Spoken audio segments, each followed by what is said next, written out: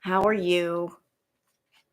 So, by popular request, I'm doing a tarot reading on Foodie a little bit early. I tried to wait like 6 days or a week between each one, but all the madness with Foodie, everybody's been saying, "Can you do a tarot reading on Foodie?" All right, let's see what the cards have to say. Let's see what's going on with them. Hey, 31. Yep, ready for a reading. Hey, Sock Puppet, and I got my new tarot cards with me. I got 2 new sets of cards because I want to go deeper into it. You're first. It's okay, Brenda. Hey, Thunder Rain. How are you? The devil tarnished my deck. Hey, Payday. Hey, Shmi. The names. You guys get me with the names. Shmi's big problem. I love that. We got some sarcastic people in girl world, and I love it. I love it. And guess what? Y'all want to see what I got? Ooh, I got something new.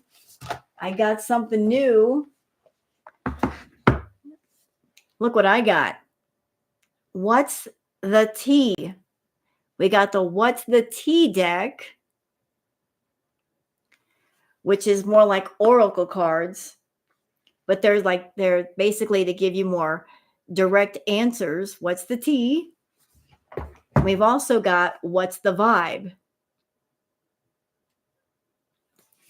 So we got 2 new decks to play around with. There's another one that I want to get called What's the News, but that can wait. Hello, thank you, Brenda. Because, with Girl World, we need some tea decks, don't we? We like the tea. We like receipts.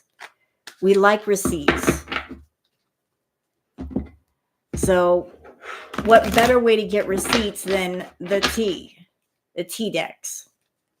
I mean, regular oracle decks, they can give insight, but the tea decks can give more insight, like direct. So how are you guys doing?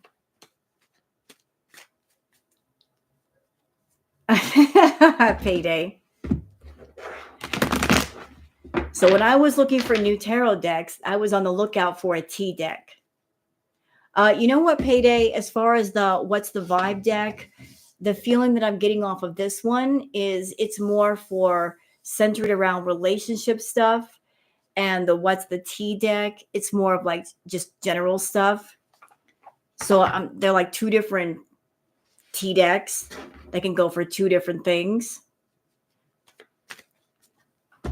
So, God. Oh, it's okay, Thunder Rain. You got to go to work. Did I cut my hair? No, I didn't cut it. It looks like it's shorter because of the hoodie I got on. When will her channel be shut down? Wants you to go back to Canada. You know what, Nancy? I wish that I could give you answers to those questions when I do tarot readings. I can just give generalized answers. I can't give dates and times and whatnot. I can give like a general feel. Hey, Coffee Ness. Like the cards don't give dates and times, unfortunately. Hey, Leanie. Like everybody's been out ever since all of this stuff happened with Chantal. People are asking, like, what is going on with her? Can you do a tarot reading on her? Like, what is the matter with this woman? She's just losing her ever-loving mind. And, like, she did all of those community posts that she deleted. She did all of those community posts. She did 2 lives. She did a video. And then she deleted everything. She deleted it all. Hey, Hale. Lori.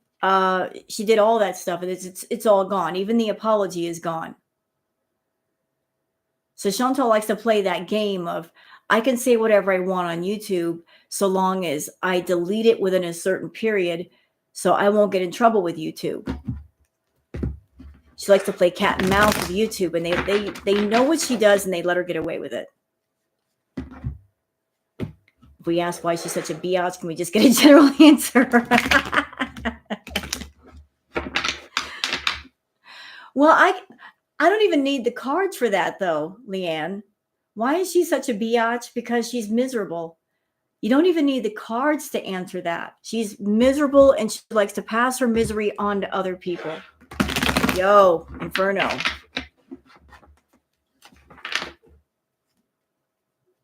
What's going on with... She went live in the dark? Did that happen recently? Go Death Card. I saw like a live she did earlier. It looked boring. How's Queen Booger? Hey, Booger. You want to see Queen Booger? There's Booger. There she is, Booger. There's the baby. There's Booger. Hello, Clara. Hello, Catherine.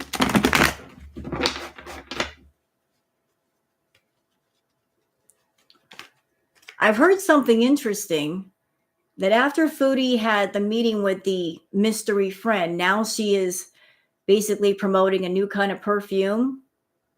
Isn't that something? She meets up with somebody who looks very professional, this new friend, and all of a sudden she's popping up promoting a new perfume.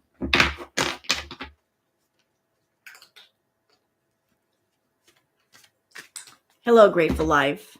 Yeah, an MLM friend. Exactly. All right. So I did see that Neo Tarot did a reading on Foodie. It was very interesting. I'll react to that later. That was very interesting. Can tell me if my football team will win tomorrow. I don't know. Hi, Hera. All right. So I want to get a general feel on Foodie. Like, what's going on with her? Like, why is she melting all the way down? Like, just like, what is her issue? What's with all this rage? Where did it come from? Why is it here? Hello, Peach Blossom.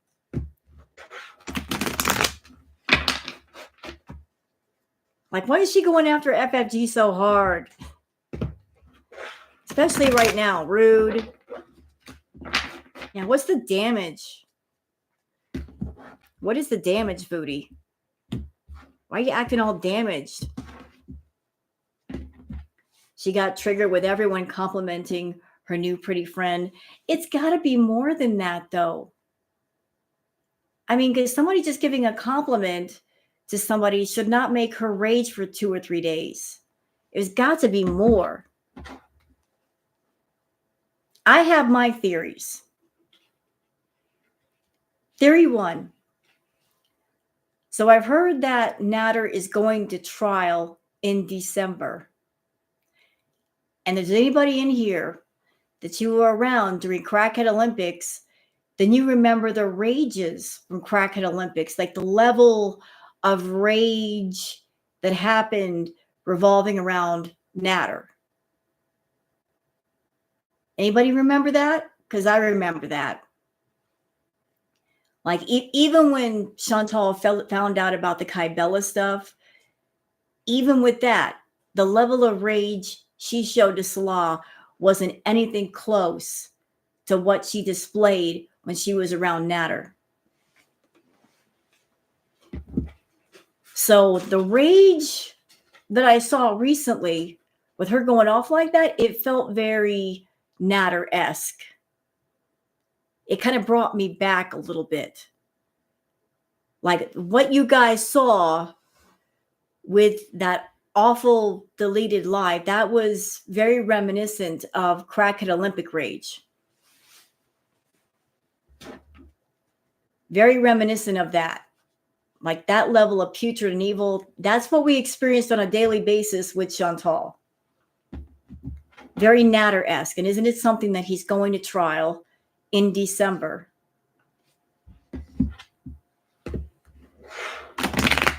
And Tarot Destroyer, please stop. Let's see. There we go. Oh, you're so nice. There we go. I got rid of you. Bye-bye.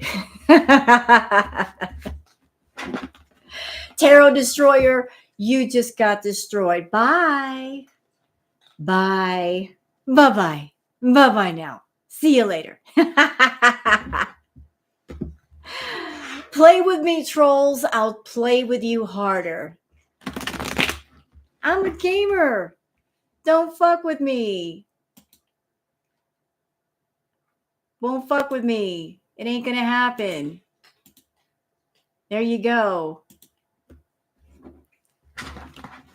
Oh, are we gonna have fun? Is this gonna be like a gaming stream? Is this like a gaming stream? Are we gonna game live on a tarot live? And the purpose of the game is the trolls come in here and I'm gonna play Whack-A-Troll. Oh, I love that game. I love that game. Let's bring in the spice in my room. I love that game.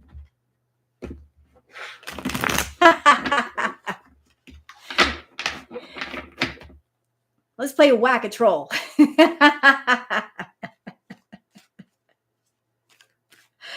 I can play Whack-A-Troll and do my tarot cards at the same time. I am ambidextrous like that. Yeah, Whack-A-Troll is a fun game.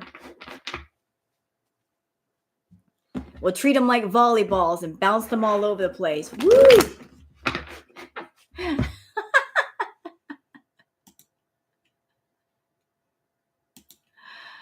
Oh, God, you're funny.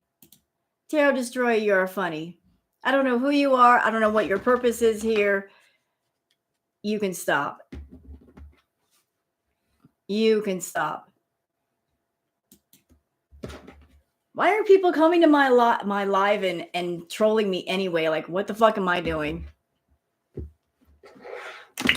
What am I doing? I'm just doing my cards. If you don't like tarot, you don't have to be here.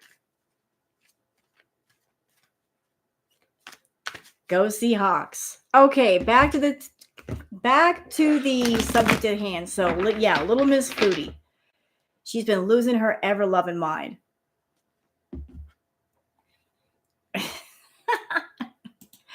Tarot Destroyer. Look, I give you points for being tenacious. But it's not going to work. It's not going to work. You're trying too hard. Stop it. Yeah, Foodie's been losing her mind, and I think it might be a combination of things. It could be a combination of the fact that she's just not eating. She's not able to eat the fast food on camera like she's used to. Hey, Lola. So she's got to change up her routine on YouTube. She can't eat on camera. And that's something that she likes to do. So can't do that because she's scared of what happened with Amber is going to happen to her. So that might be it. Maybe there's not enough money to buy takeout. That could be another thing. All right, you. All right. There we go. Sorry about the troll that just won't stop. Exactly. The WoW does take a lot of patience.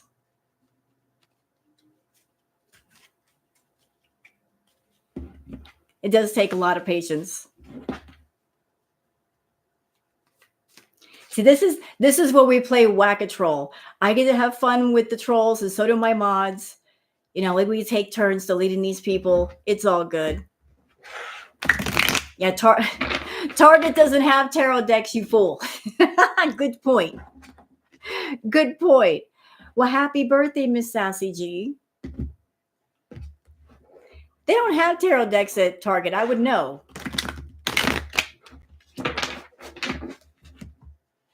I would know if they had tarot decks. I'd be buying some, but they don't.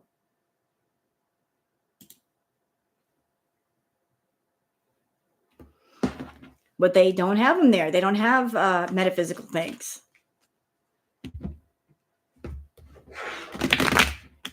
All right. Okay, so Foodie.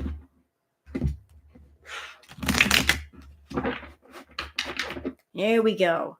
What is your energy?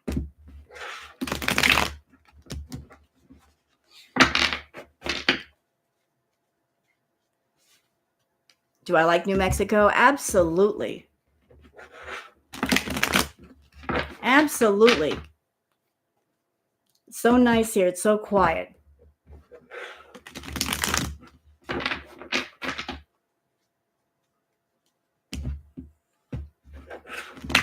What is your energy, Foodie? What is going on with you? Like, why are you flipping the fuck out? Stop it. Something tells me this whole thing between Foodie and Frenchie is not over, especially she threw the first shot and Frenchie is very methodical. This is not over.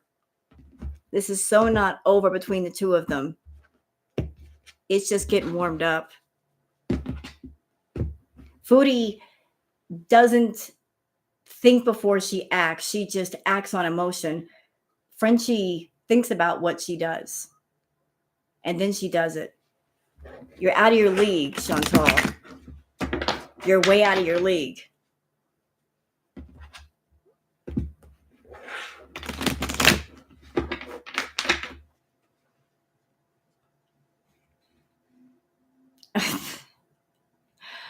Oh, God, somebody needs attention. Someone needs attention real bad. Tarot Destroyer, whoever you might be, you need attention, don't you? You need some therapy. Please get some attention elsewhere. Okay, so let's get started with the Foodie stuff, shall we? How did Foodie throw the first shot, Nina? She posted a picture, a really big blown up picture of Frenchie's mother on her community post. And Frenchie's mother passed away some time ago. She put a big blown up picture of Frenchie's mom on her community post. It was a nice picture. Frenchie's mom's a beautiful woman. And Foodie got angry because people were complimenting the picture and she took it down.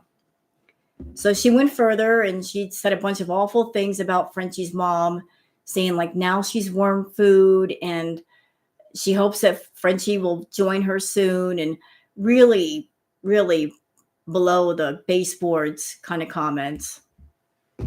Yep. So that's what started the whole thing.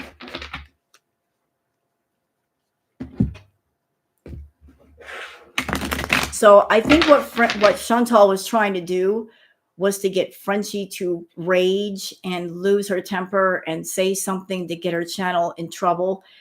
Frenchie's not dumb. She's not dumb. She knows Chantal's tactics and she's not going to fall for them.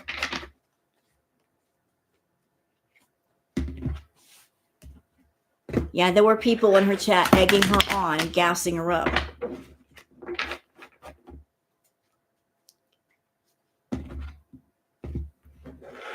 All right, so let me just go ahead and get started. Oh, is she live right now, Payday? I know that she went live like yesterday.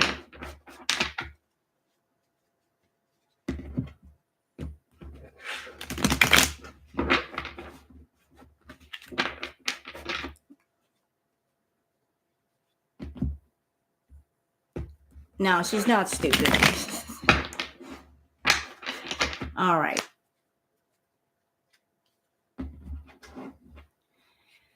Tarot Destroyer, you're funny. For someone who's a Tarot Destroyer, you know all about tarot decks and where to find them. That's funny. You're weird. Weirdo. Freak.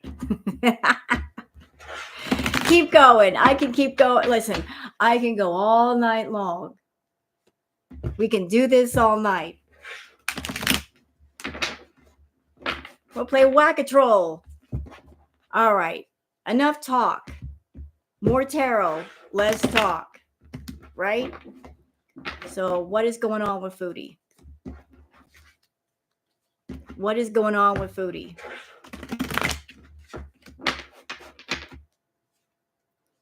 All right.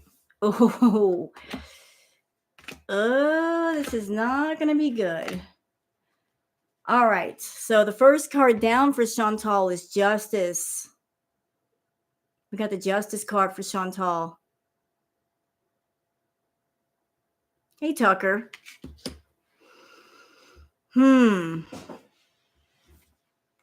Like I'm feeling like there is some concerns for something legal going on. Like I feel like there's some concerns for something legal that is going on. Right off the top, yeah. So like concerned about justice, concerned about how justice is going to work with something. It has something to do with something legal. Which would make sense if it has to do with Natter, because if she's still wrapped around Natter and Natter is looking at perhaps going to trial in a couple of months, if he goes to trial and he goes to jail, she's not going to have access to him. I mean, she's thousands of miles from him, but I think all this time she's been operating under, we're not physically close to each other, but there's always a chance I could go back to Canada and maybe I can see him. But if he goes to jail, that gets shut down. But there's something legal that she's afraid of. There is something legal that she is definitely afraid of. I think on top of that, this card has been coming up a lot with her. Y'all notice that with my readings? Like this card is coming up a lot with her. Like the Five of Pentacles. So there are some money issues going on. There are some money issues. And I'm like really focusing on the background. It's going to get worse in the next couple of months because the background is winter. There's snow. There's snow falling down, which that would make sense in, say, December. So like the money's bad. It's going to get progressively worse. It's going to get progressively worse. Like right now they're hurting and it's only going to get worse from here. So she's got issues of something legal going on her mind, coupled with lack of money. That's a stressor. Let's see. We got the Eight of Wands. So a lot of things up in the air. A lot of things up in the air. Just basically, Spirit is telling me right now, throwing everything against the wall to see what will stick. Just trying anything to make money. Anything. That's what this is. Let's just throw the spaghetti against the wall and see if it'll stick there. You know, like this, they're trying everything to make money. Any wild, harebrained idea, feeling like Salah has completely taken the leash off of Foodie and said, do whatever it is you need to do. Do what you need to do. Just whatever it is, make sure it makes money. Just do what you need to do. Like he's not, there's no rules right now between the two of them, where he normally tells her what to say and what to do and don't say this and don't say that. He's saying, he's taking the wheels off the cart and saying, let it roll where it wants to roll. And it's because the money is so tight that he's letting go of the control. So just throwing everything against the wall, like literally, do you see how you see the wands are in the air? They're not on the ground. Just tossing things, tossing things. Will this work? No, let's toss another one.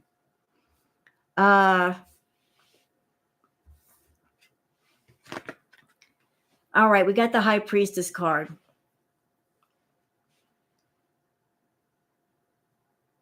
Now I watched Neo Tarot's reading that she did today on Foodie, and she made mention of this, and I'm getting the same vibe off of this also while I'm reading her cards. Neo Tarot saw while she was doing her reading that Foodie might be trying to use alternate means of control and trying to fix her problems. And what I mean by that is magic, doing rituals and spells, trying to get things accomplished. And I think that's represented by the High Priestess card. So she might be going out of her wheelhouse of doing the usual things and doing things of a magical nature to try to produce results. Like she's so desperate for results that she's just using anything. She's like, again, tossing things against the wall. Will this work?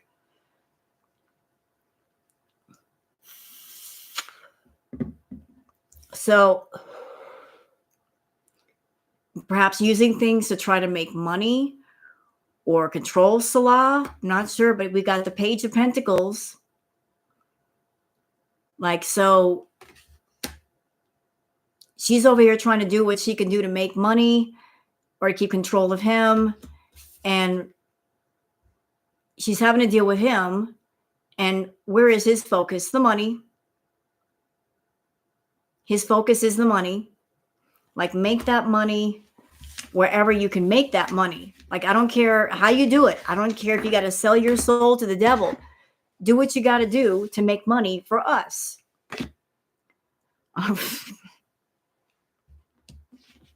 So focus on the money. Like, again, like, you know what? I'm looking at this Page of Pentacles. And normally in the tarot, Pentacles represent material goods, money, business, enterprise. For some reason, this is striking me as also pointing towards the ritual work. Because the next card down is the Page of Cups. So trying to use this to get this, to get this. Foodie really needs to not do that. If she is doing that, or if she's having somebody else do it for her, she needs to stop. Because if the thinking is, oh, I'm not doing it, therefore I'm not responsible, and nothing will come back on me, that's not how it works, because it was your intention. So, you know, like, just she makes problems for herself, okay? And she looks for any solution to solve them. Hey, Blondie. Inferno, yo. Son of a bitch. Really? Confirmed. Confirmed. Confirmed. What the F are you doing over there, Foodie? What are you doing? What are you doing, ma'am? No. No, no. Fucking around with the spiritual world is not good. So we had, okay, so we had the high priestess. We had the page of pentacles. We had the page of cups, and now we have the magician.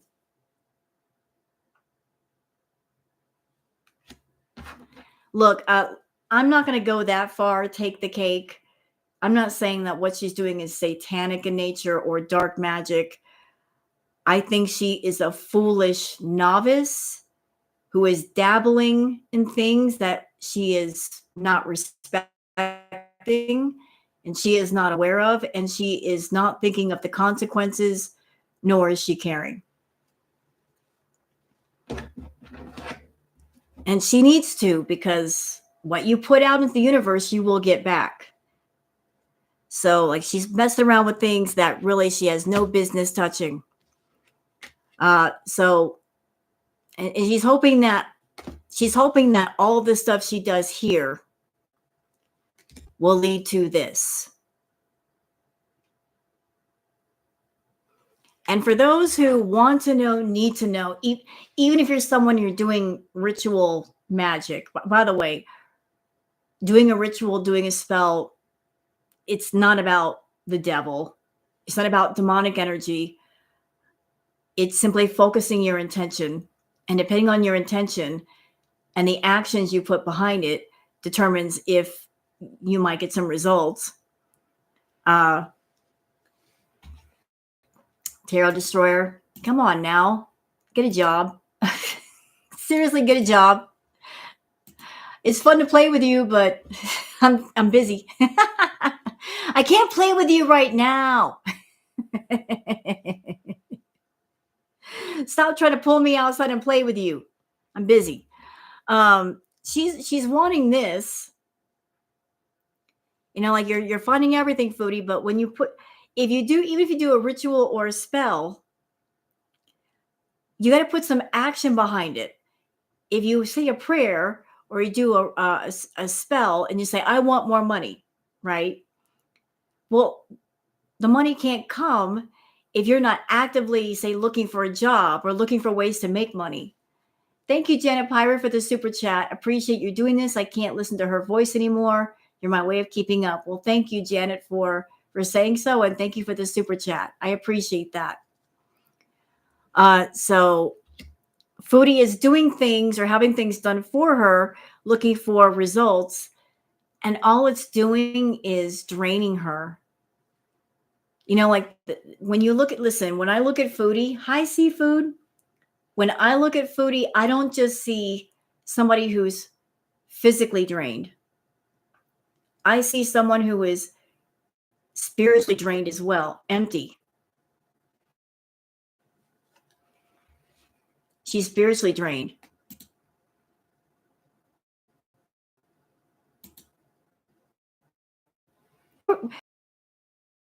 Thank you, mods.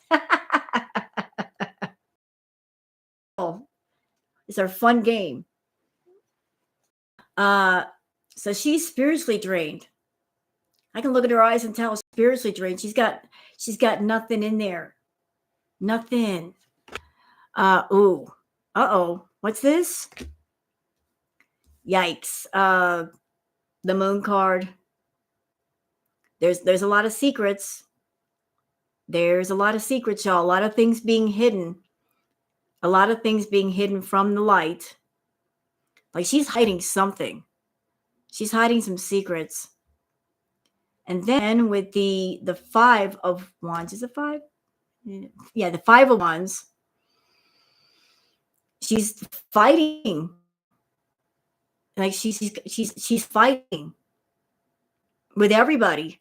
Like there's battles, personal battles, and battles online. Like fighting with YouTube. Girl world. Making battles with people. Yep, there we go. He's battling.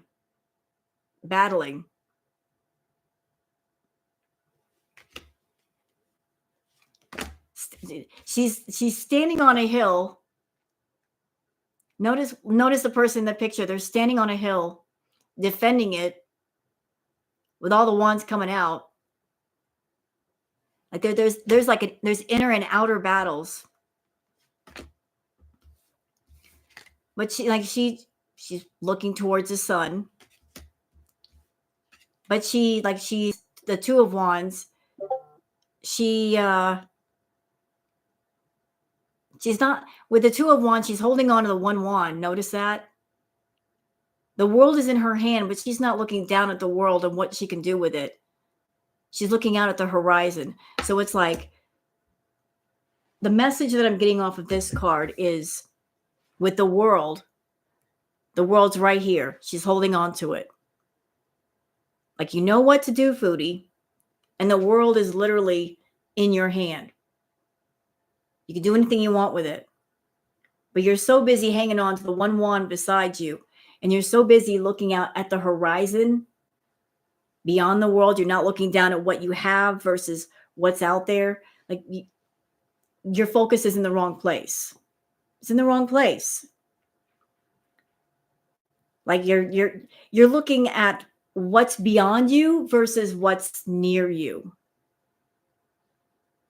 You know, sometimes the things you're looking for are hidden in plain sight. Like, you know what to do, you know what you need to do to get it, but you're not taking that route. You're taking the harder route.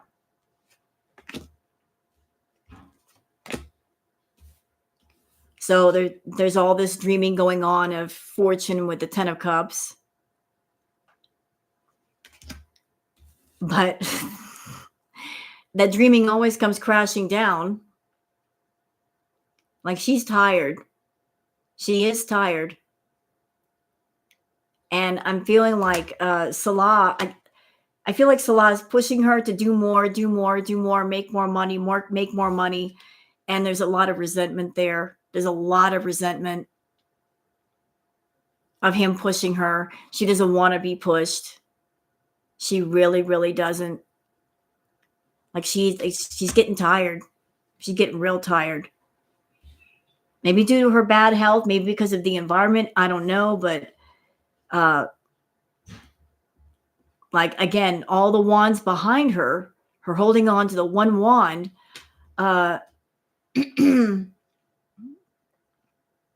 Like, I think the wands behind her represent what she could be doing and all the money she could be making if she really applied herself.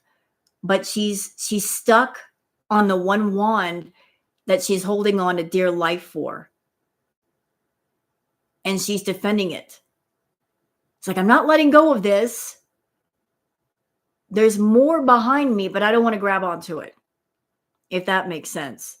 Like, just holding on to the old familiar because it's familiar, even though what the familiar is not all the way working. It's what she's familiar with and what she's comfortable with and what she gives her energy to. She doesn't want to give her energy to anything behind her. She's looking behind her saying, that's too much work. I can only devote myself to one thing and one thing only, and that's it. And there's a lot of worries. She's very, very stressed out. She's not getting good sleep. She's got a lot of worries on her mind. Perhaps she's having nightmares, but she's not been sleeping well. A lot of restless sleep. A lot of worries on the mind, a lot of stress on the mind, things that she's thinking about, a lot of that going on. And again, the refusal to change. If things get tough, you got to learn to adapt and switch gears. She doesn't want to switch gears by the Four of Cups. So I just brought up this card right here. This is pretty much the same as this. Because again, you got all of these wands behind of what you could be doing and how you could be making your money. You got the 3 cups in front of her, and she's not touching them. She's ignoring. And like she knows, again, she can make tons of money. She's just like, nope, I'm tired. Leave me alone. And there's the Wheel of Fortune. So the Wheel of Fortune is, it's always been there. The Wheel of Fortune has always been there for her. But in order to make it turn, you have to move. You have to move. If you stop moving, then it stops moving. It's stuck in place. And she just gets caught up in harebrained ideas and energy and daydreaming all day. Daydreaming. What's that? Who's speaking ill of the dead? Huh? I wasn't speaking ill of the dead. The Hierophant. Oh, Foodie. Yeah, you're right. She shouldn't be speaking ill of the dead. Shame on her. You're absolutely right. Sorry, Miss Sassy. I was confused. So, oh, it's okay. It's okay, Miss Sassy. I was just confused. The Hierophant. This feels like. What am I feeling off of this? Y'all, give me a second.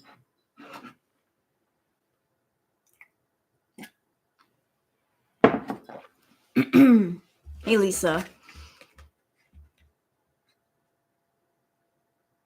You know, Foodie likes to talk about karma all the time, doesn't she? What exactly is karma?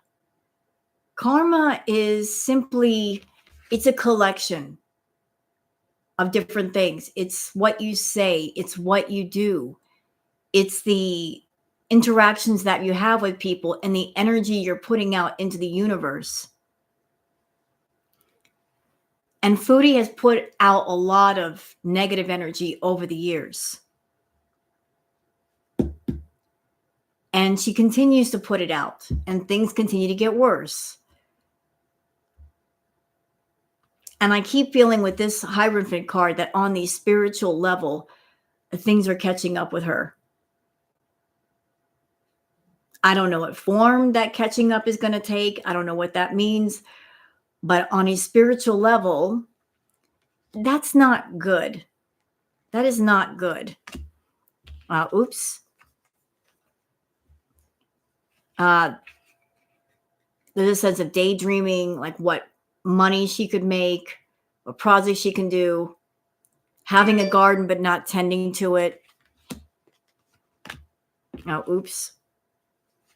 And we've got the World card, like, wait a second. Let me expand on that World card. What is that? Yeah, she's looking to make some money. She's looking to make some money. Wait. Show me. Oh, really? Okay. So we had the World card. Huh. You got all these pentacles. And then we got the Queen of Cups. So you going back to Canada, Foodie? Because I can think of one blonde that you know in Canada connected to Natter. You going back there? Are you going to go back? Is that what you're going to do? And there's a sense of temperance, pouring of one cup to another. I've been telling you, I think that she's been sharing her money with different people, and one of them being Natter. So since we have like the new decks, the T decks, y'all going to love the T deck. Y'all going to love the T deck. These cards are great. Just to give you an idea, like this is what they look like. Totally love this deck already. We got the T deck.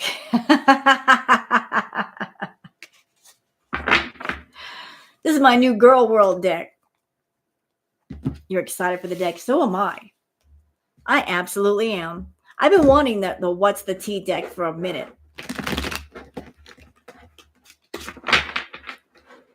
I'm going to tell y'all something, and I am so sorry if it makes you feel nauseous, but I did see something and repost something on my Twitter. It was a clip from 2022 where Chantal was on the phone with Natter. He was doing a live, and Natter basically put her on blast because I guess Foodie told him a story of having a three-way situation with the aunt and a guy.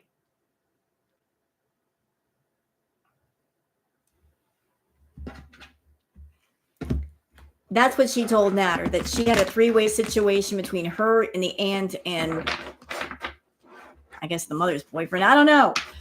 Just, I was like, what?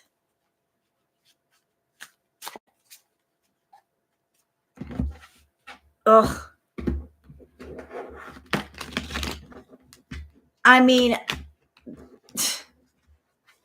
I've heard of family affairs, but come on. You know, I look, if I didn't see the clip, I wouldn't have believed it, but it's on Twitter. I reposted it on my Twitter because I'm like, what the fuck?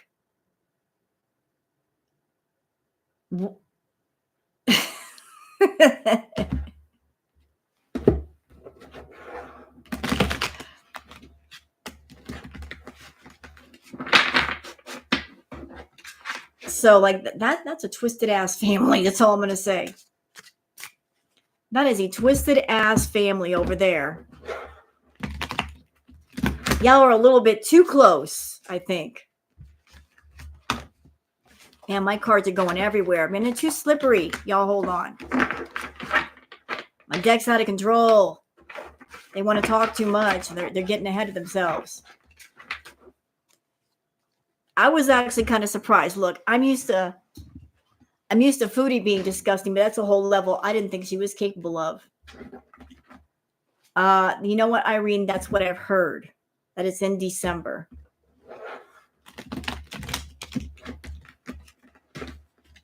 And if Chantal wants to see Natter before that happens, she needs to get her ass home.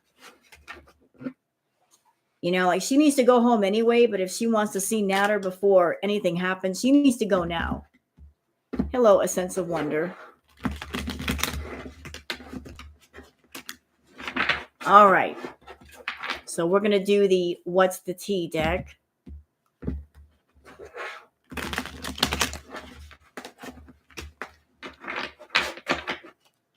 What do the cards have to say about Foodie? I love the trolls. I feel like I'm playing a video game right now. I love playing me some video games. I didn't know that I activated the YouTube version of Whack-A-Troll, but I guess we have. You never get notifications? I'm sorry, Susie. Sometimes YouTube screws up like that. I think to fix it is unsubscribe and the notification bell. Sometimes that does. I don't know why YouTube screws up with that. I really don't. Do your job, YouTube. You take 30% of whatever I make. Do your fucking job.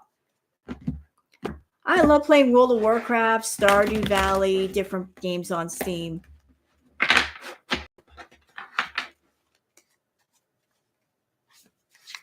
All right. So let's do the tea deck. What do the cards have to say?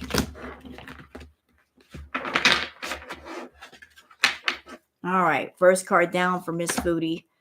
Yeesh. First card down is creeping. She is creeping. Really? I love Stardew Valley too. I'm married to Elliot in game. You can get married to one of the NPCs in Stardew Valley. I chose Elliot. Don't judge me. He's a poet. But I love playing Stardew. So what's with all this creeping? Ooh, she got a bad reputation. Got a bad reputation. Oh, but there's been an offer. What offer? I need to know. What is the offer? Oh, marrying for money. What is that? What? Oh shit. Okay. Didn't we discuss this a few minutes ago? Didn't we discuss this a few minutes ago?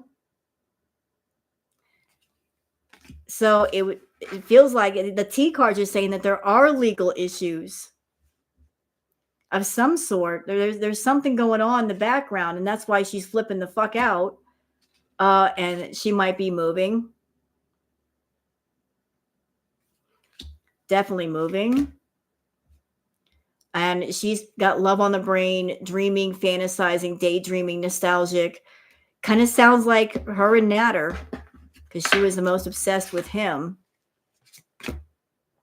And there's going to be a girl fight. Oh, shit. I love these cards. Oh, God. So there's been some arguments about something. Girl fight. Does this have to do with her back and forth with FFG? Hello, Sour Cat. Oh God. Oh. And she's digging up dirt on somebody. It's been a lot of dirt digging. And she's been just maybe ignoring things that really she should be paying attention to.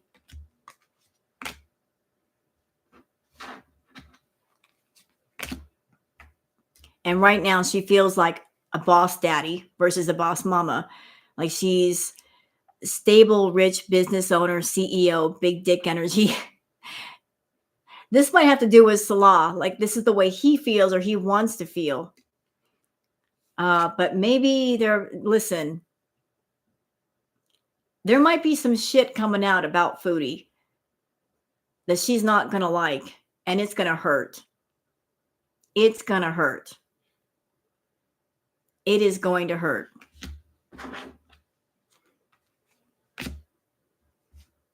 Uh-huh. What else did I say? What else did I say? So you are fucking around with the spiritual world, Foodie. You are fucking around with the spiritual world. You don't need to be doing that. You shouldn't be doing that.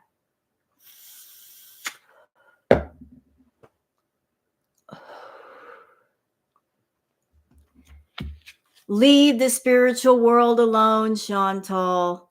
Leave it alone. Stop fucking around with it. It's not meant to be used or abused like that. Stop it. So it feels like she's like looking you up.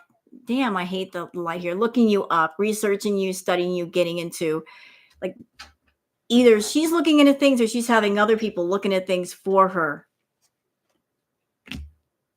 Just to get the inside scoop. And I feel like she's doing the inside scoop, looking into the thing as a means to like take some people out. No, that's not the right.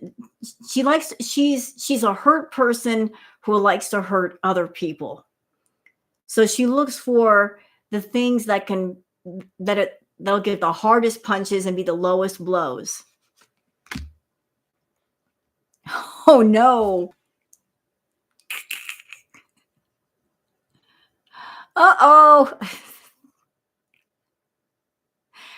Oh. Oh my.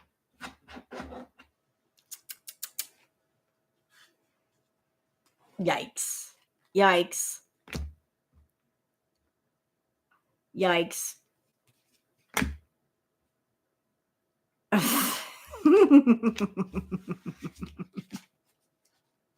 I want to look into Salah's energy. You know what?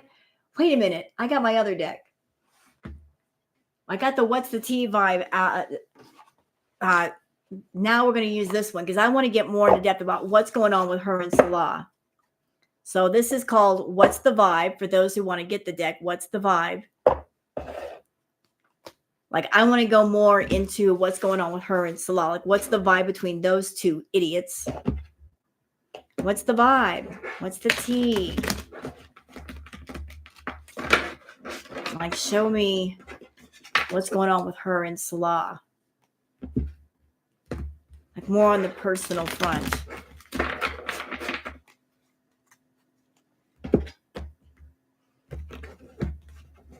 Well, thank you, Brenda Sequin, for the super chat. Her problem is that something or many things are out of her control, freakiness.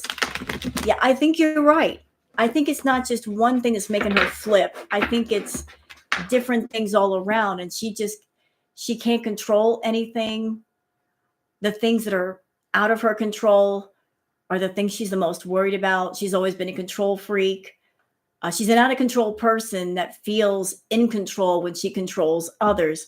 But there are lots of things in life you can't control. So it's causing her to be quite frazzled. You know, like the more that things are out of her control, the more that she's lashing out.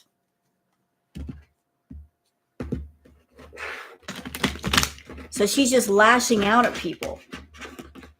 She's really lashing out at people. Hey, bugger.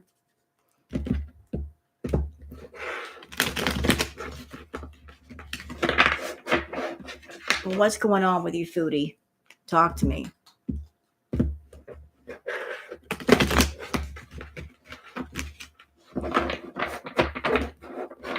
Talk to me, girlfriend. What do you got to say? All right. Ooh, first card. This is for her and Salah. Trapped, stuck, no options, unforgiveness. Ugh. So she feels trapped. She feels trapped. Like there's no options and there's no forgiveness either. No forgiveness. Tell me more. And at the same time, she's feeling trapped. Like she's thinking about, she's frustrated because of the possibilities, you know, follow your dreams, make up your mind, believe in yourself. Like, so she's trapped and she knows what she could do, but she's trapped and she can't do it. That leads to a lot of chaos, upheaval, disaster, downfall.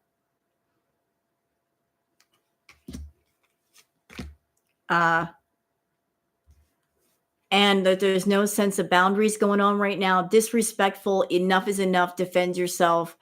I feel like there's been a crossing of boundaries. Like there's been a lot of disrespect in that house on both sides. Not just hers, his too. Like just, there's been like a push-pull of who does what, who's got control of what. And Foodie tries to have the most control, but yet she can't control Salah all the way. So it's just like drawing a line in the sand. Like, here are my boundaries. You know, and they have a lot of fights about that, about the boundaries. She wants, there's, both of them want to be established, settled, secure, wealthy. That is the hope. That is the dream. That is what they're in it for, although they're not going to get it together. Which leads to them being what? Salty, bitter, angry, petty. So like there's a lot of bitterness inside of her and him. There's a lot of anger that doesn't get spoken about. Like they're both angry with one another. They're both bitter with one another. Sometimes they speak on it, sometimes they don't. But it's just the whole situation is very, very salty. Very salty. And not only that, but they're both shattered. And they're both broken. There's nightmares, failures.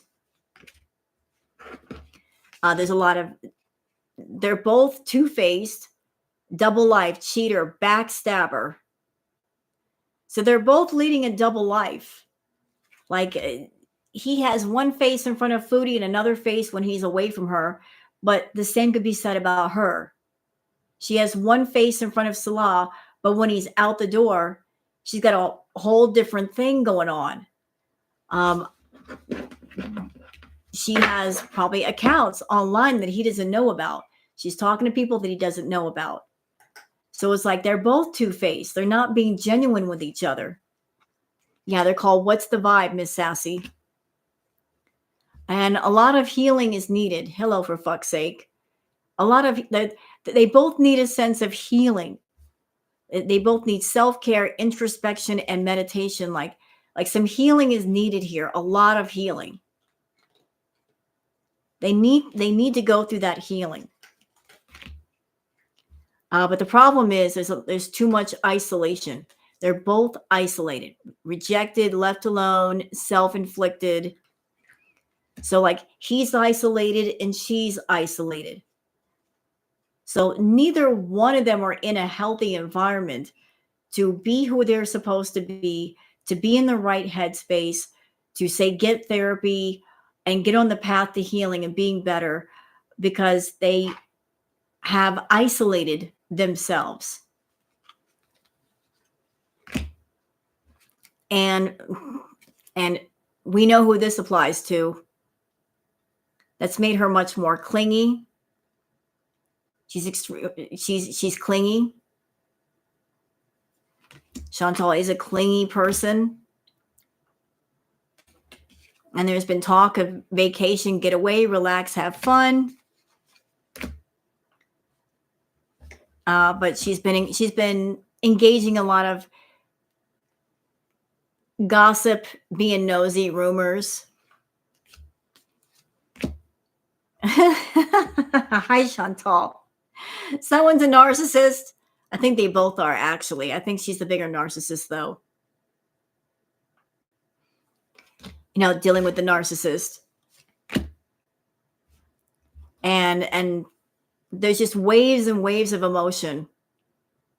And Chantal's waves of emotion are getting bigger and they're becoming more turbulent. Like she's all in her feelings right now, y'all. She's all emotion and no sense. Does that make sense? Like she's just going with her feelings. Like reason and logic are not even in the room right now. They've left the party. Emotion is the only one left. Saying, why aren't you paying attention to me?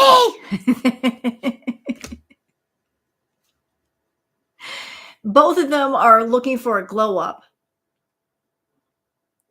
They're both looking to do their thing and glow up. And also smell the roses. They both need a break from each other. And they both want harmony, but they're not going to find it where they're at. There's a lot of... Okay. So we got the wishful thinking card. Second chance, deja vu, nostalgia.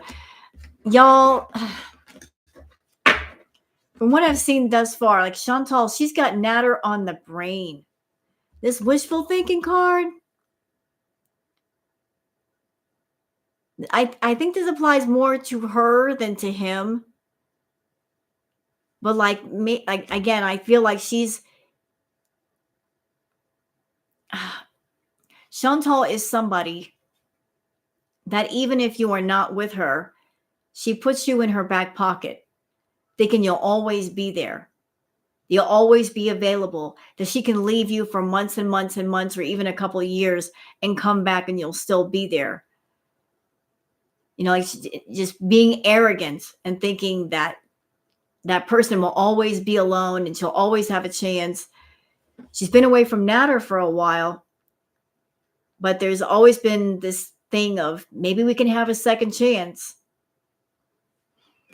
Maybe it can work this time. Holding on to that hope. But if he's going to jail, that hope is all over with. And that's a sense of exhaustion. Like they're both exhausted with each other. I mean, they're exhausted with each other. They're exhausted with YouTube. They're burned out, empty. I mean, she's got no more gas left in her gas tank. Truly, she's got nothing left. So I want to do one on Mr. fucking Salah. I want to see what's going on with him. Like where is his head at? Because I've been asking the question. Everybody's been asking the question, like, why won't he walk away from this thing? Why won't he let go of it? What's going on? Crazy Frog. I'm so sick of that song.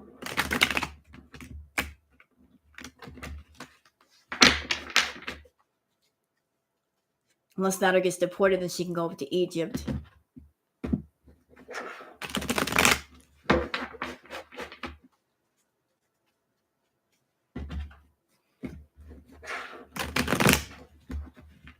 Oh, you know, strange coincidence, y'all, that I picked up on. So in the few days that Chantal's been going off on FFG, I know that y'all probably don't watch Nader's content, but he was quiet about FFG up until recently. He did a stream where he was going off on FFG and Just Saying, and then he went off on Frenchie again. Why? Why go off on Frenchie? Frenchie doesn't cover Nader. Isn't it strange that at the same time that Chantal's going off on Frenchie, so is Nader? Huh. Huh.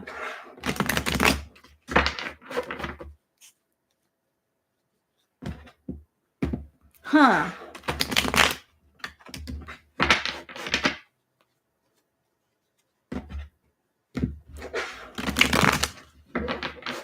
So tell me you're talking to Nader without telling me you're talking to Nader, Chantal.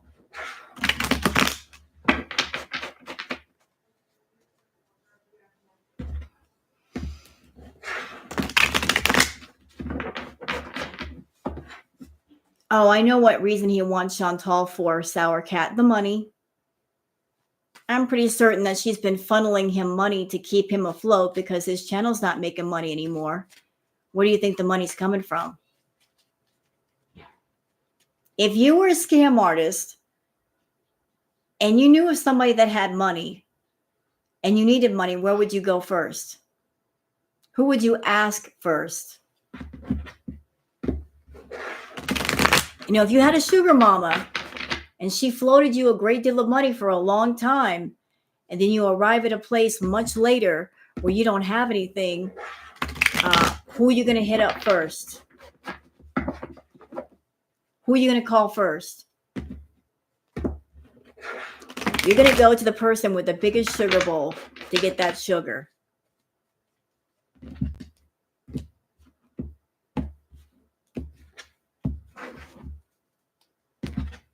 You're going to hit up that.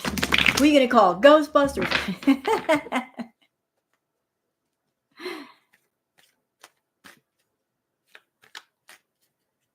What happened?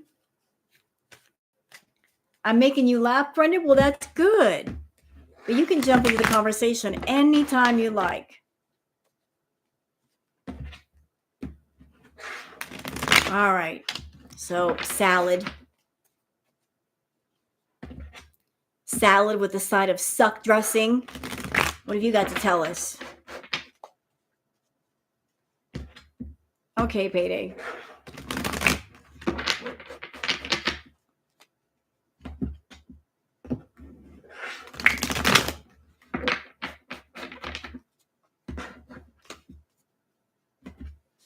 Yeah, she would pay him in a second, Sippy. You're old. It's okay.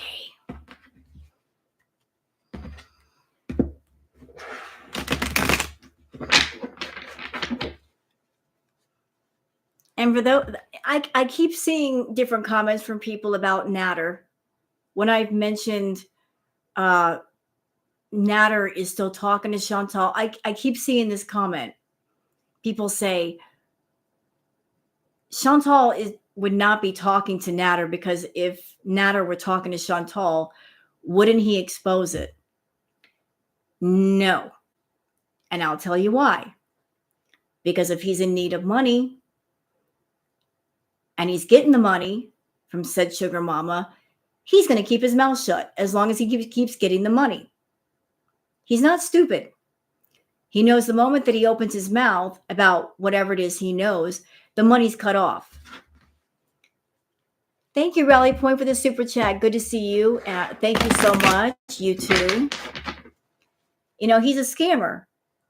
If he's getting money from a certain source and all he's got to do to keep getting the money is keeping his mouth shut, he's going to keep his mouth shut. So no, he's not going to automatically open his mouth if he's got text or pictures or whatever from Chantal. He's going to shut the hell up. They're both guilty of keeping the door open when they should shut it.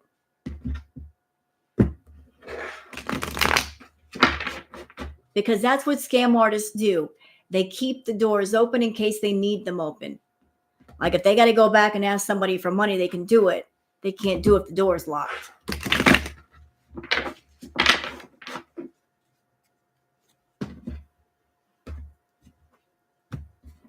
All right. So, Salad, you want to talk to me? You got something to say? What is your energy? What is your energy, sir? The first word that comes to mind is tired. He's tired. He is tired. I don't get a sense of anger in his energy. He's just exhausted. He's just flat out exhausted.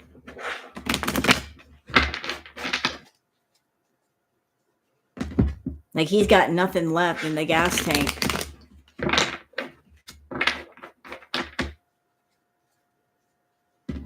Like I think this whole thing with Chantal and dealing with her has just worn him out.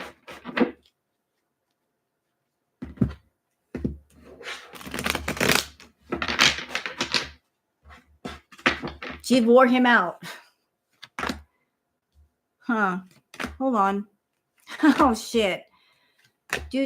Oh. Oh. Oh, okay. Huh. All right. So we've got the Three of Wands starting. We've got the Three of Wands. So again, holding on to that staff, looking out at the horizon, and there's nothing in front. So there's a sense of holding on to something because that's all you've got. Because there's nothing in front of you to replace it. You know, like they're holding on to a little bit of something because there's not there. It's a vast desert in front of you, and there's nothing growing, and there's no business, there's no money, there's no enterprise, there's no nothing. It's just dry. Absolutely dry. Just a sense of, I'm getting a sense of hopelessness with this card. And the person just standing on the hill resting, like they don't want to go any further. Like just in contemplation of, where do I go from here? Like not really wanting to move forward. Standing still and not wanting to move forward.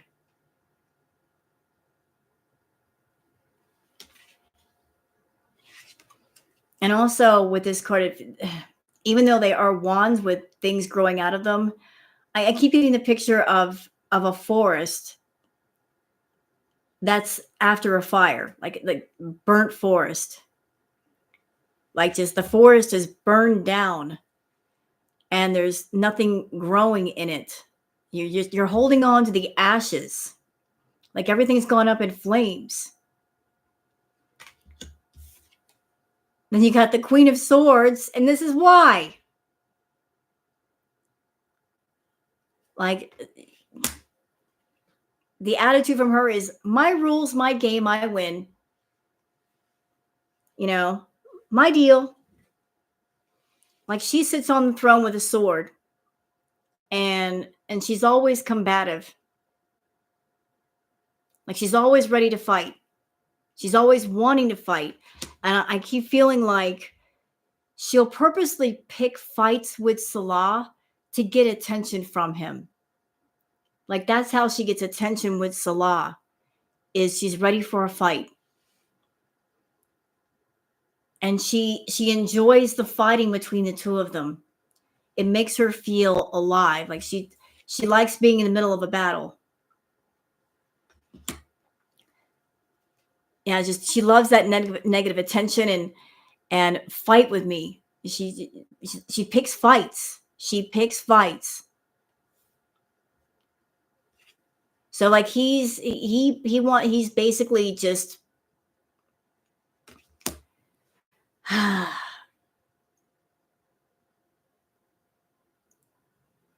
he fancies himself a pretty boy. Like I'm getting a sense of like he thinks so high. He very prissy. I don't mean that in the feminine sense. Just he's like, just take care of me. He thinks so highly of himself. Like he's just so fancy schmancy. Take care of me. Once again, the Justice card's coming up.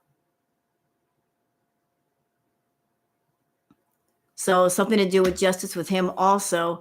But the Justice card here, it feels different with him than it did with her. With her, I felt it was much more legal, much more serious. With the Justice card with him, I feel like things are out of balance and he's trying to find a balance. He's trying to find a balance here. Trying to balance things with Chantal, trying to balance things with himself. The sword in one hand and the scales in the other. Like trying to balance everything out and at the same time not fight with her so much. So it's like, how do I find a balance at the same time keeping the beast at bay?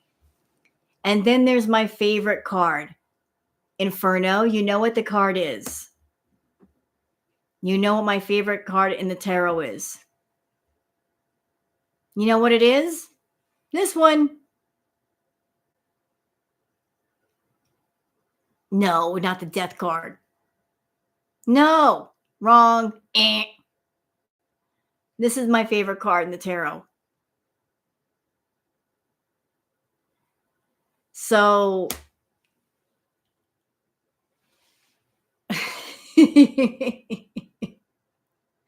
season 3 was supposed to be lit, but I think they got the numbers wrong. I think season 4 is supposed to be lit.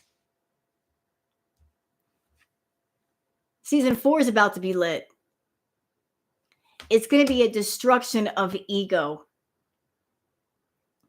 Like there's going to be a lot of things breaking down here. Destruction of ego. The crown coming off the head. The lightning strikes. Everything being set ablaze.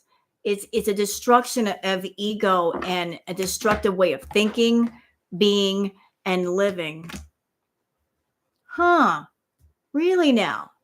Why is that? And this could be why. The Lover's card. So somebody's doing something they ain't supposed to do. Somebody that ain't supposed to be done it with. Somebody's involved with. Oh no. We've got the Knight of Wands. So I think this is for him. So the Lover's card coming up for him. Like I think that this is going to have to happen before this can happen. Because you can't grab onto something while holding on to something else, which is going to lead to him being more productive and wanting to do things out on his own. And your favorite card, Inferno, Death. Yeah, it seems like there's going to be significant change. There's going to be some change here. for him. There's going to be some change. We got some secrets going on, money problems. He's torn between two things. He's got to pick his battles, but the problem is he's got too many battles going on at the same time. Okay, money. Okay, hold on a minute. Queen of Cups, we need to have a conversation. Why do you keep coming up in my readings? Lots of money. Like he's been in talks with people about making lots of money. There's been some business deals, some negotiations of some sort, agreements, and it has to do with the Queen of Cups. Who is this new female friend of yours, Salah? Who is she? She keeps popping up in my readings, sir. And she's very close to this person. I think it might be the new friend we just saw. That new friend that we saw Foodie with. I think that might be it. Yeah, to make the cups overflow. Oh, no, Inferno, no. So you got the Ace of Cups. All right, so with the Ace of Cups, this is what I'm getting. There's something being placed, doggone it, the light. Something being placed in the cup to make it overflow. Like, hey, little birdie, drop this into the cup and that'll make it overflow.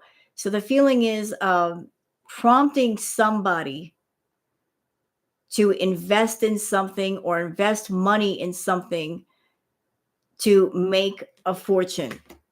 Like this feels like a money scheme of some sort. Like if you invest in this, then we'll make tons of money doing this. Yep, another problem. But there's going to be problems with the Hierophant. It's a sort of judgment. And whatever is going to happen, there's going to be a loss. Not everything, but a lot, a significant amount. A significant amount. Like this is, whatever he's got planned is not going to go the way he wants it to go at all. But he's going to be comforted by the Queen of Wands. And this Queen of Wands is going to open up the Wheel of Fortune for him. Like you got to make a decision, Salah. You can't be sitting on this. Problem is, with the High Priestess, Salah, you're being manipulated behind the scenes, bro, and you don't even know. Somebody is doing some shit on you, sir. And I think it's Foodie.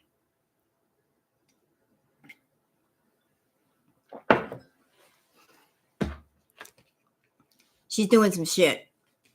Okay. Yep. So I want to get into those T cards real quick. I want to get into the T cards. Let's pull the T cards for just Salah, not the two of them, just him.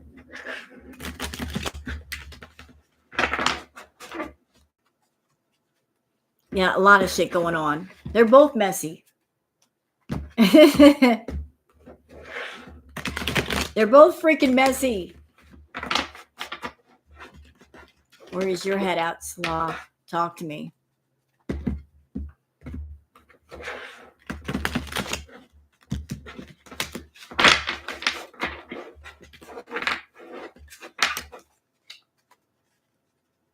Scamming the scammer.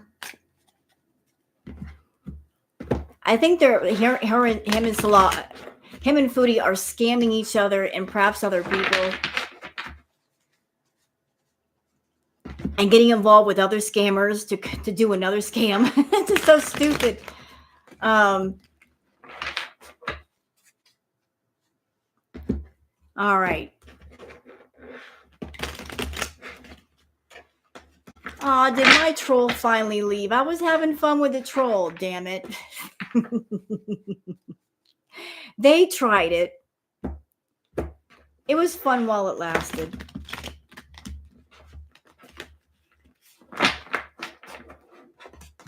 You gotta love the trolls that come into a live chat and try to make problems for no random reason. I just treat them like a video game. No! Inferno.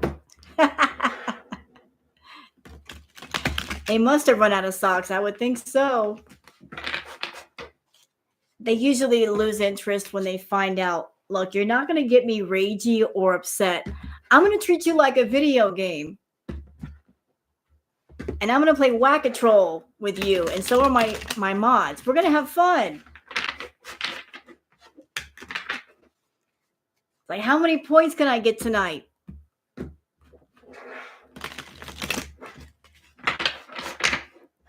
Anybody remember that old video game called Duck Hunt? Y'all remember what I'm talking about? It's an old game where like you act as a hunter and you've got the dog that jumps into the grass and then you shoot at the ducks. And if you miss, the dog laughs at you. It's got the most sarcastic troll laugh ever. It's kind of like that. It is. It's an older game, Miss Sassy. I didn't mean that as an insult.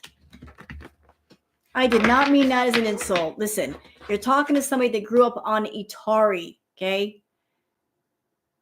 First video game I ever played was on Atari. Pong, Asteroids, a Destroyer.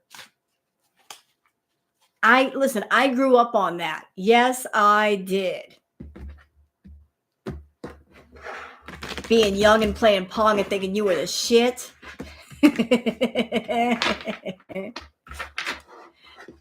That was my start in gaming. But when trolls come in here, I kind of look at it like Duck Hunt.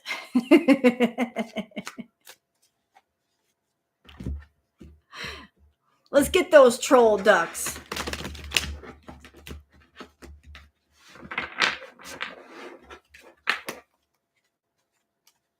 Moon Patrol, yes. All right, so back to Salah. Like what's the tea on Salah?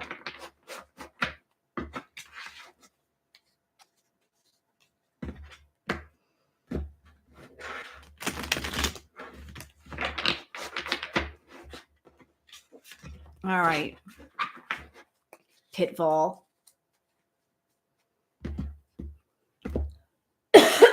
Excuse me.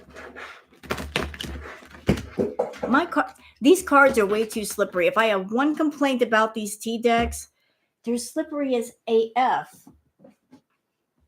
And I've got nails now. It's hard to hold on to them.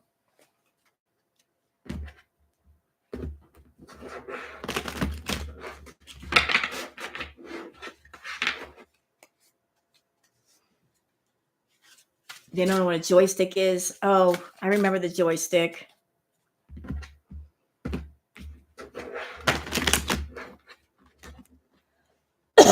Excuse me. Doggone it.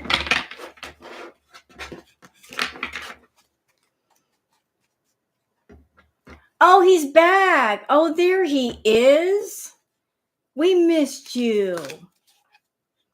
There he is. He was just lurking. I was feeling kind of lonely. There he is.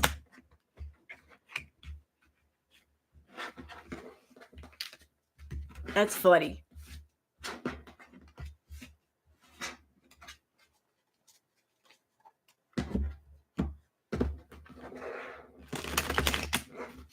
Who's Rose talking about? Muta, there's a person that's been coming in here all night spamming somebody who's been acting as a troll. That's who I'm talking about, Muta. Qbert. Oh, yes, Qbert. Love that game. All right, so back to Salah.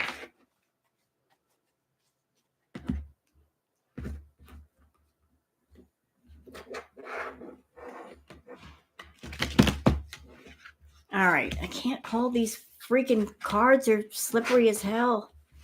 All right. We're going to get started. Fuck it.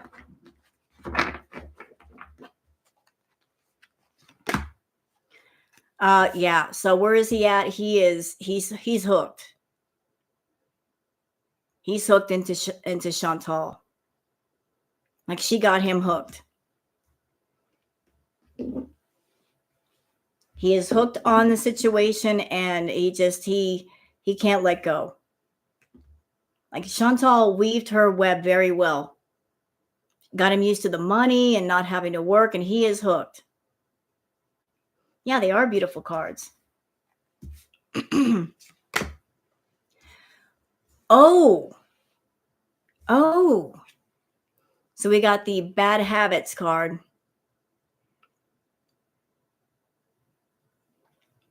Do you have some habits, Salah?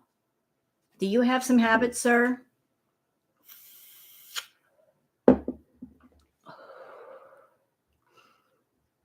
Like, my mind would never go there.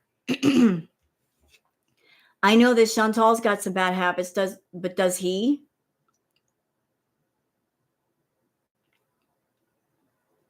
Does he?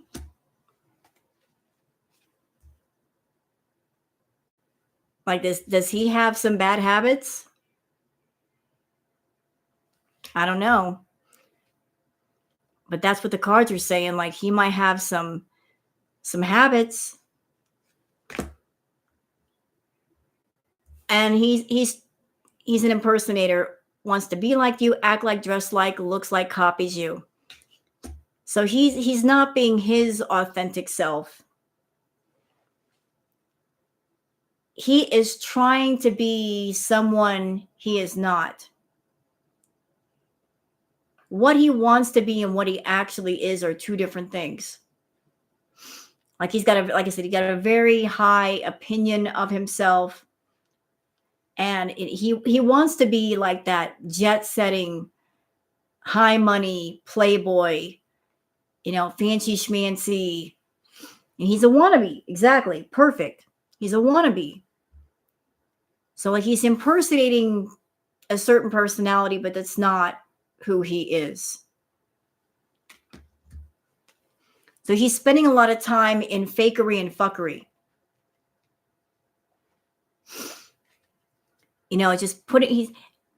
Spirit is saying he's putting on a false mask of who he is. Like the Salah that we see on YouTube is not who he really is. That's just for the camera. And, y'all wanted to know about the Temu Mobile. Y'all wanted to know about it. There you go. Uh-oh.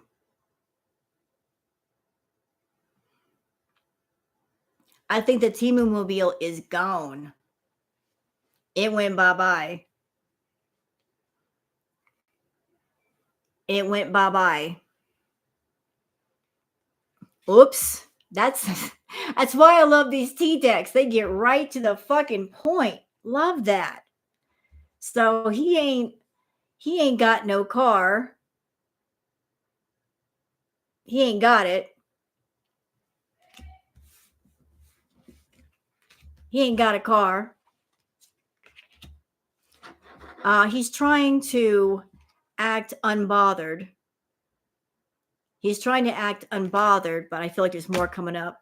But he's moving in silence. He's moving in silence. Like whatever he's doing, he's moving in silence. Like under the covers, like moving in silence. So he's making a lot of moves, but he's doing them in silence. Like just being all quiet and incognito about it. And he's also a spiritual hater. He is a spiritual hater. I don't know why. And he's ready to move on. Moving on. Thank you. Next. Yeah, he's ready. He's ready to let go of this situation. Like I feel like he's tired of it all. He doesn't want to continue. Like his mind is already like, thank you, next. Thank you, next. He's been spending a lot of time with reflecting. He has been reflecting. And he needs to do some more reflecting. But the problem is he's got a stalker. Stalking, watching, obsessed. I feel that Chantal, that in order to keep control of him, she's tightening the leash. So like she watches his every move and she's obsessed with his every move. Like he can't make a move. I feel like there's a fear of losing him, which makes her tighten her control over him. So like blowing up his phone and sending him messages and where are you and what are you doing? Looking at his phone, like she is obsessed and she is watching him always.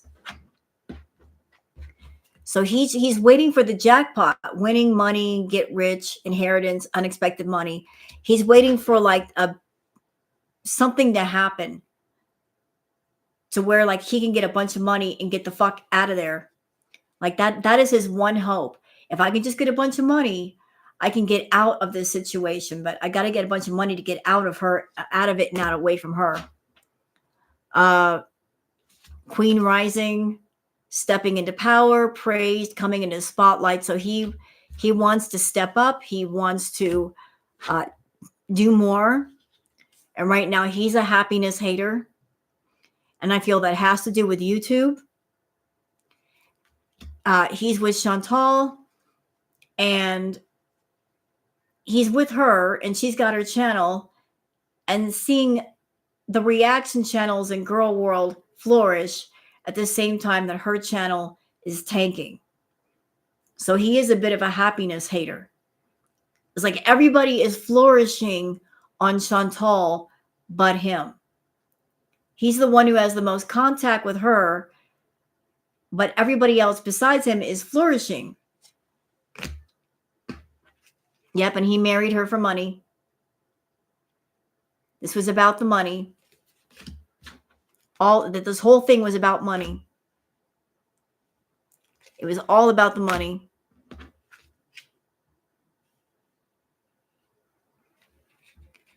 All right, so what else we got here? And he's been kissing ass. He has been kissing ass to stay on her good side, wherever that may be. But he's also been talking to other women and acting like a groupie. Acting like a groupie. Acting. And his ego is in the way. Like his ego is a problem as much as it is for Foodie. He's upset over somebody. Crying over somebody. He wants to be with somebody. And he's been hustling. He's been hustling, trying to make that money or make her make the money. Oh. So has anybody heard the whispers and the rumors that there might be a possibility that Salah has been stacking Foodie's money and she don't know about it? There it is.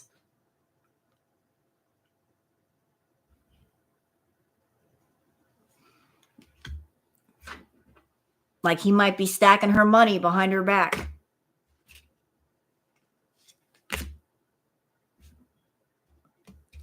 So he's been creeping, bad reputation.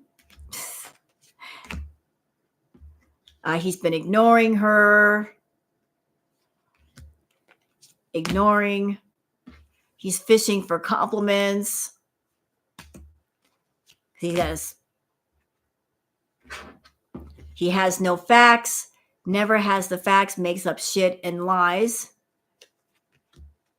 What else? And he ain't shit. Look, Look, you ain't shit. You ain't shit, boy. You ain't shit. You think you're something, but you ain't. He's also having a romantic love affair. So damn. Damn. There it is. You ain't shit, Salah.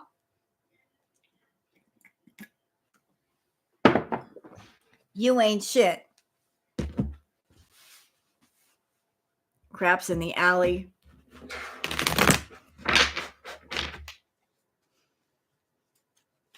Is this a true crime deck? No, Cat. See, there are two decks, two new decks that I'm using tonight. We've got, where's the box? There it is. We've got the What's the Tea? That's one deck. And then the second deck is What's the Vibe? And the What's the Vibe deck is more relationship related. The What's the Tea deck is about some general issues. That's just what I'm getting off of the two of them. So What's the Tea and What's the Vibe? I'm using them both together.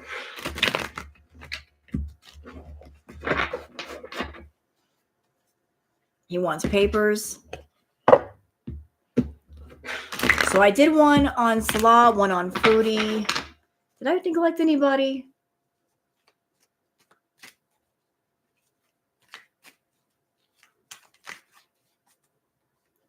True crime is Foodie coded.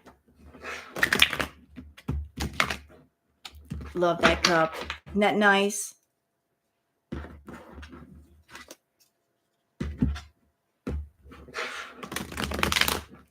You know what? The last time I did a reading on Julia, it made me so sad, Miss Sassy. I don't dare do it again. I kept feeling so much sad energy. I had to stop.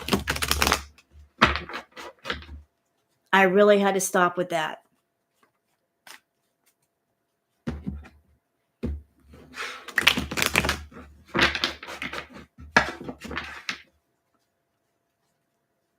Like I did one on Julia at request, and I just kept tapping into her energy, and it just felt so incredibly sad. I just couldn't go any further. How about Pete's?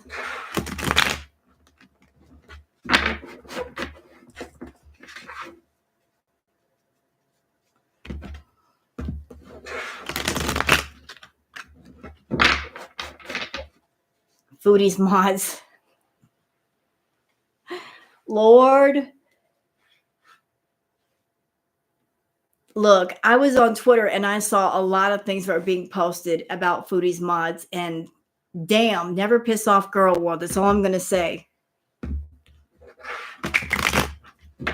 I saw some things on Twitter. I'm like, holy shit. People are pissed off. Don't piss off girl world.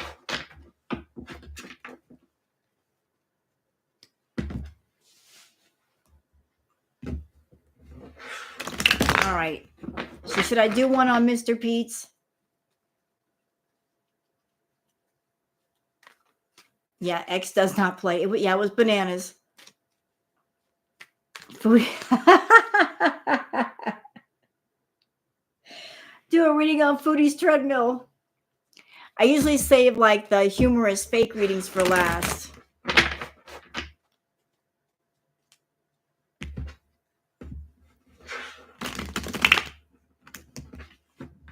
Cynthia? I think I know who Cynthia is.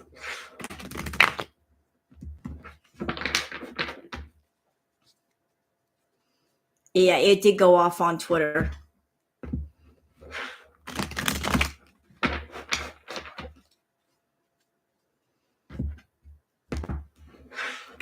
You know what? I think so too. Germanican Ting. I think so too. And let me tell you why. Because this person, Cynthia, went to Foodie's chat. This person, Cynthia, went to Frenchie's chat, and I don't know exactly all the details of what happened, but I heard the stream got ended early. Then Cynthia went directly over to Foodie and was saying that Frenchie yelled at her, and she felt bad. Sent a big super chat to Foodie. And then I just saw something on Twitter where Cynthia said she deliberately went to Frenchie's chat to cause problems. But the interesting thing about the goings on is Chantal immediately modded Cynthia. And what's interesting about that is, y'all remember that person, Anime Sucks, who was giving Chantal a lot of money? It took some time for Anime Sucks to get a wrench, but Cynthia immediately got one. Oh, she is? Okay. I didn't know that. I apologize. But it just seemed like the modding was immediate. I think that person was a mod already, and they gave the wrench to a sock. Okay.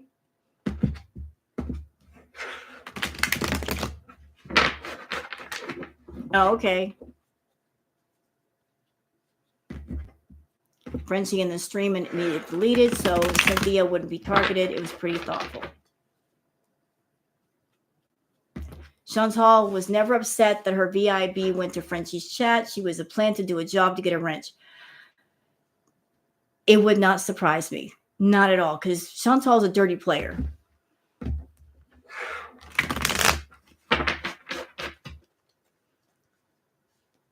Why do you think we get invested in these people like Chantal? I've got a good answer for you, Muta. I've got a really good answer. It's like sitting down to watch a movie. And you sit down and watch the movie, and even if the movie absolutely sucks,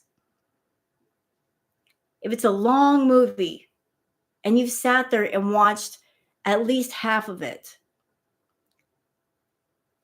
as much as you're not enjoying the movie, you say to yourself, hell, I've been sitting here for 2 hours. I might as well finish it. Let's get to the end of this thing. I mean, Chantal's been doing this thing on YouTube for what, 7, 8 years? Everybody wants to know how the story ends, whether it's a good ending, a bad ending, a whatever ending. We want to know how the story fucking ends.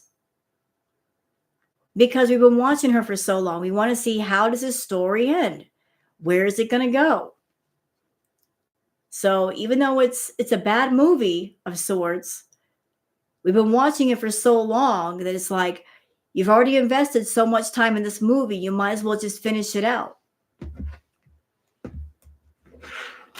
So how's that for an answer? I think that's pretty accurate.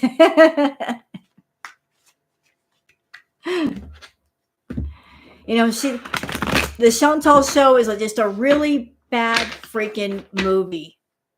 Just a really bad movie. But we want to see how the story ends.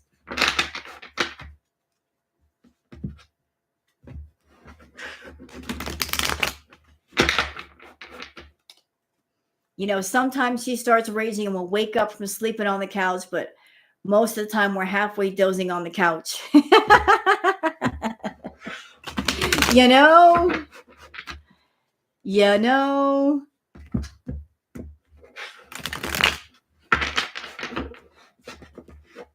All right. Oh, if anybody here that's on my channel, if you're not a channel member already, if you would like to join up on the channel and sub up, I would appreciate it. Or if you just want to give a like to this stream, I would appreciate that too. It would help other people find me on YouTube. And thank you in advance. Or if you just want to hang out, chill with me, please do so. Do what you want to do. I'm here regardless. All right, we're going to do one on Mr. Pete's. Food noise. The only food noise that Chantal is hearing is the sound of her clicking jaw when she's shoving it full of food. That's the food noise. I got food noise in my head. Stop shoving your mouth full of food and you wouldn't hear it then, dummy. food noise. It's not food noise. Hey, Dot. You don't even taste the food, right?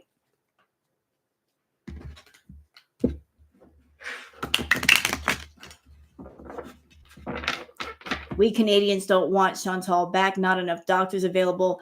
You know what, Grateful Life? I understand. But at the same time, listen. Canada, Canadians, you guys have had a break. She's been gone for like 2 years. Kuwait can't keep her forever. They babysat Chantal for quite a while. You got to give them a break. Let's be fair now. You can't just drop the giant toddler off at somebody's house and leave them there forever. Hello, Angel of Glass.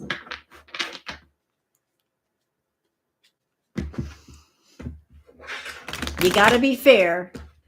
We don't want her. We don't want her either. Don't send her to the United States. And if she comes to New Mexico, I'm really going to rage. Watch me. Watch me. I will rage if she comes here. She better not come to New Mexico. No, no. No, no. We want Salah to find a nice American woman. I don't. You want to know why? Because he's a scammer. People like Chantal and Salah don't deserve nice people. They hurt nice people. You know what I want him to be with? I want him to find a gold digger. I want to find an absolute gold digger, a stunner. That she'll scam him the way that he tries to scam other people. Let him get a taste of his own medicine. Yeah, he can be by his damn self.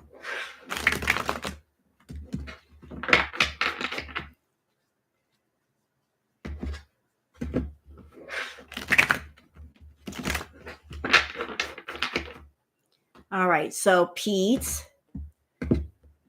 So what would she do if drop? What FFG do?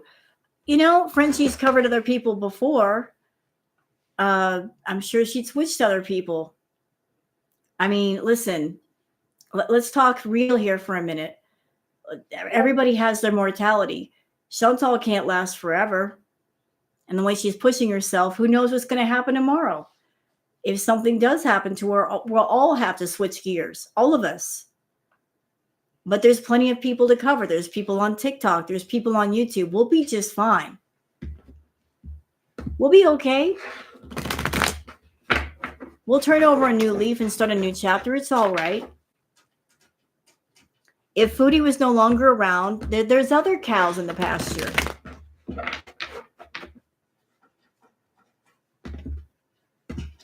There's always going to be somebody out there, you know? Always going to be.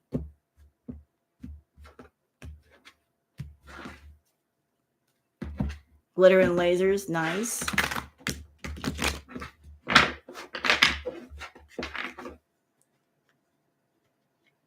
Well, there's all kinds of people, Muda. I've looked into different people to react to, like Lisa Richards, person that I live with. Like she follows Lisa Richards and Shani and Rev. There's been a lot of interesting things going on with Lisa Richards lately. A lot of interesting things.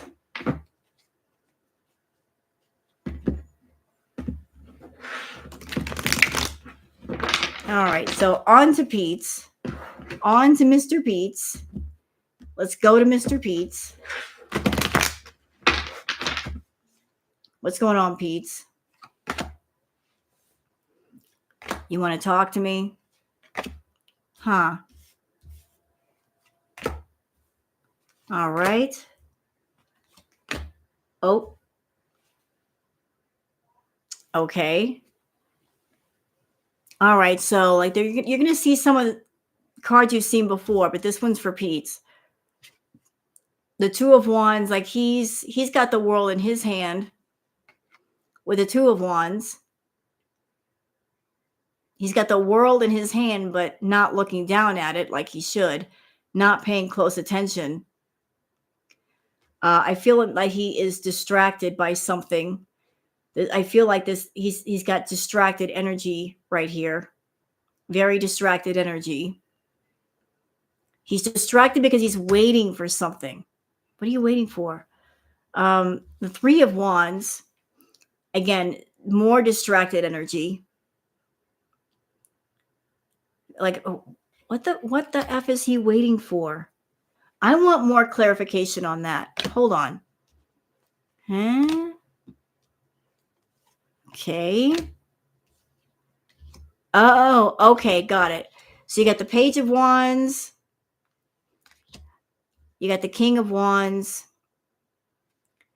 And you got the Five of Pentacles. So I did hear that he's getting some kind of inheritance or something.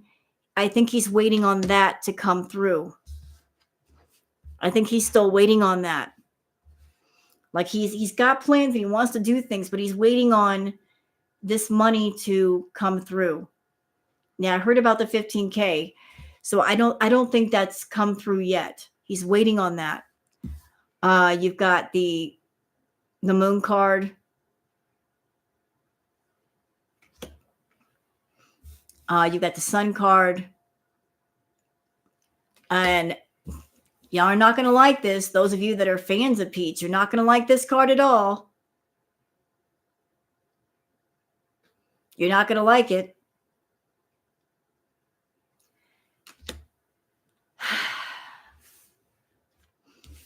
Like Chantal looks like she's still talking to him. And the Queen of Pentacles holding on to a pentacle in her lap. So it's like she's holding the pentacle in her lap, and I feel like she's keeping an eye on Pete's and his money. She's keeping a close eye on that, which is going to lead to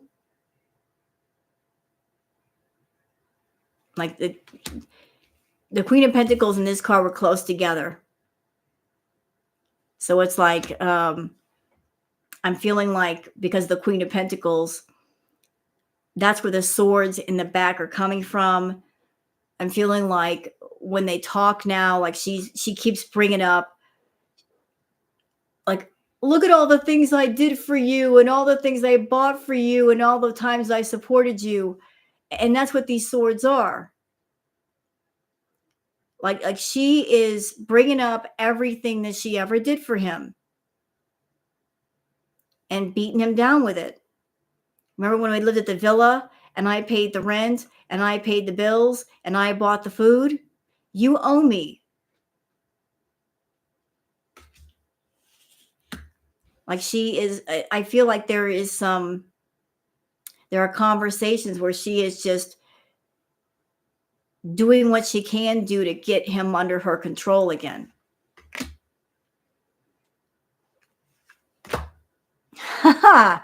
Wow. That was quite the turn. So we have the Fool card. Like he's just being the fool right now. Trying to be happy-go-lucky, but here we go again.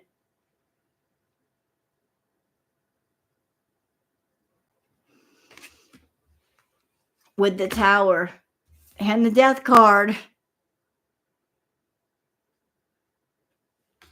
So it's like if he stays close to the Queen of Pentacles, it's just going to lead to disaster. It's going to lead to disaster. 15K goes fast. It's not a huge investment. You're right. It's not a lot of money, but 15K, if Chantal wanted to come back to Canada and get into an apartment with Pete's, that 15K could go for first and last month's rent and whatever else and get her started. That might be why she's eyeballing it. She can blow through that money like nobody's business, but she needs a certain amount to get started. So we got the death cards. There's some definite change here. Like he's got to break away from her. Now there's a lot of fighting. Your drum set is worth 15K. I believe you. I do.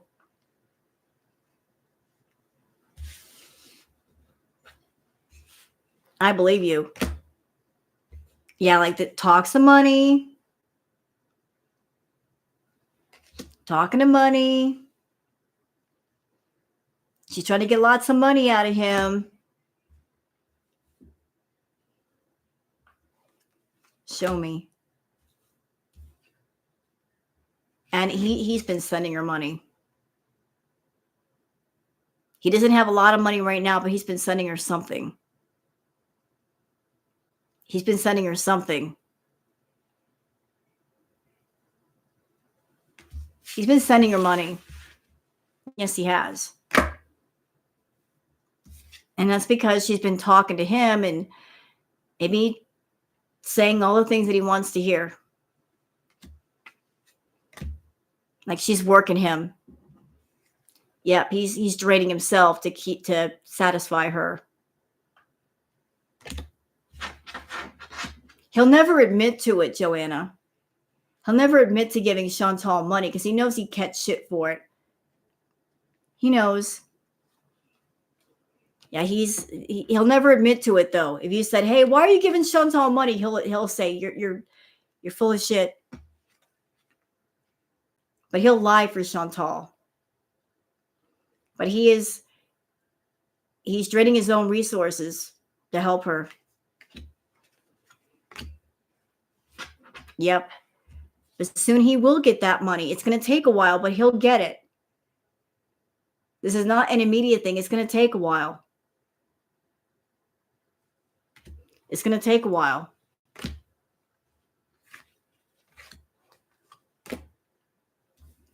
But guess where that money's going to go? King of Swords. She's going to take that money and give it to the King of Swords. Make his cup overflow. Because he wants that money in hand. So it's going to go directly from Chantal's hand to somebody else's hand. She's going to say, "Oh, this money is for me and I need it." But actually, she's giving it to somebody else. She's giving it to somebody else. How about that?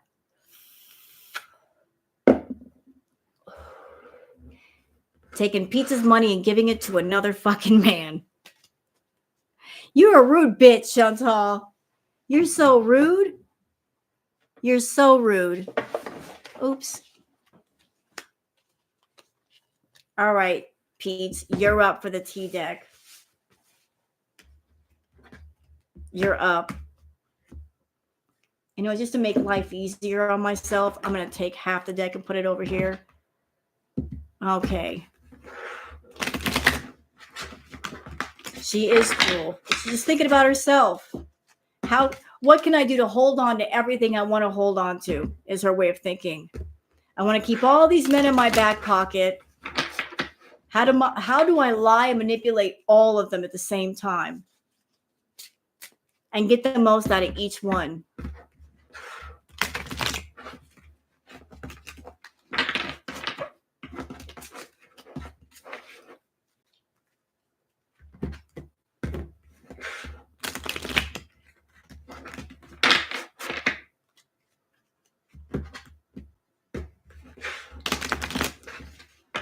All right, so you're up, Pete.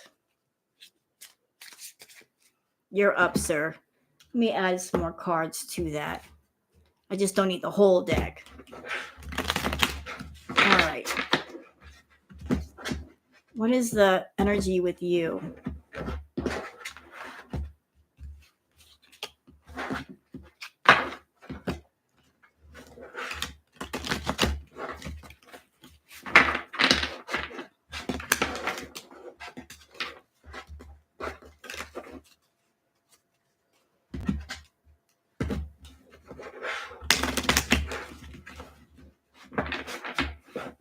Well, you know what, Muda, Pete, he just needs to learn the life lesson that's being around Chantal, she's a life lesson. He needs to learn the lesson and then he can move on.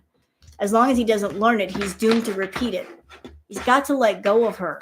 He's got to see her for what she is and preserve himself versus rescuing her all the time.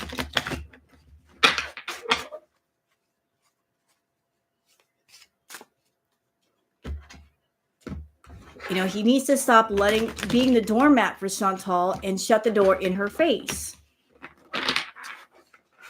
Just stop letting her get her way.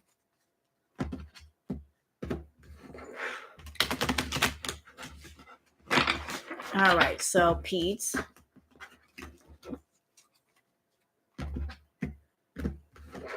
All right, so talk to me, Pete. What's going on with you? What is it?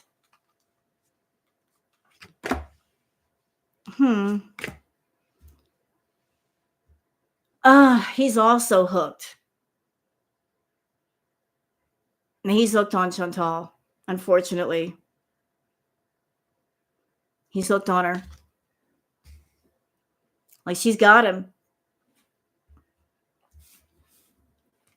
All right.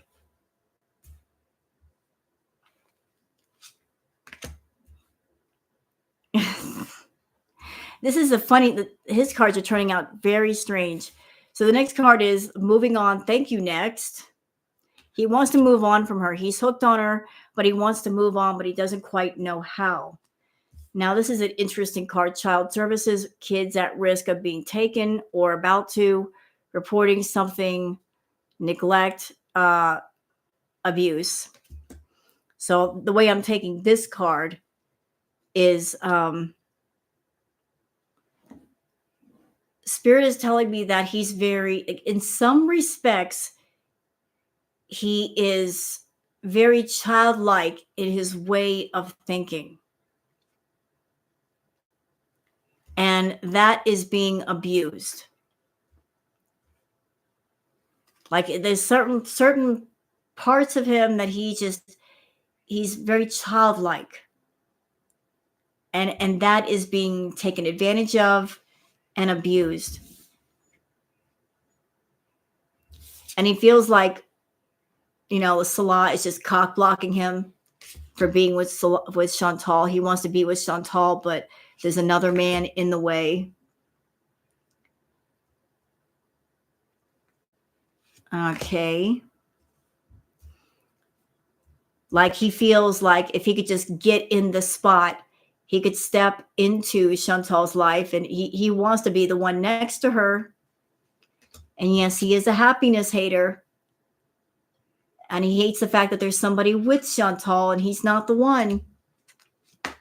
Oh, even though that person with her is not happy, he wants to be the one.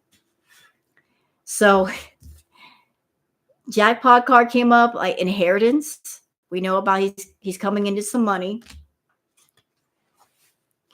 He knows that all of this is with Salah and Chantal. It's just a money thing. He knows it's a money thing. But he's also using some scarcity tactics. And I feel like when Chantal gets on the phone, Chantal, I don't have much money. He might be stopping her from taking more by saying, I don't have anything right now. So using scarcity tactics, like trying to get her to not get as much. Hello, cockroach. So like he's got money, but he's not telling her what he has exactly in pocket at the time. He's not saying the exact amount to keep her from getting the most. Hello, pumpkin and leaves. So he might give her a little bits here and there, but he's not giving her a lot. Oh, and this is why. Like he's not good for money right now. He's not good for money right now. Like he's got some money issues of his own. Pete's book. He's got some money issues of his own.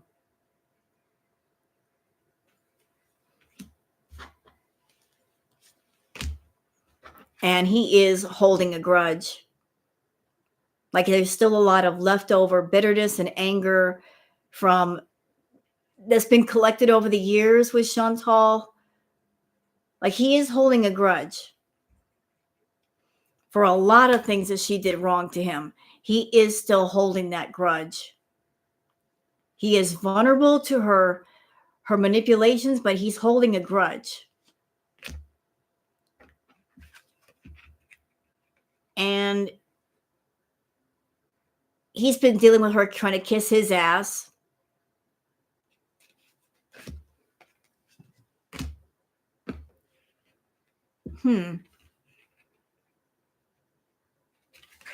All right.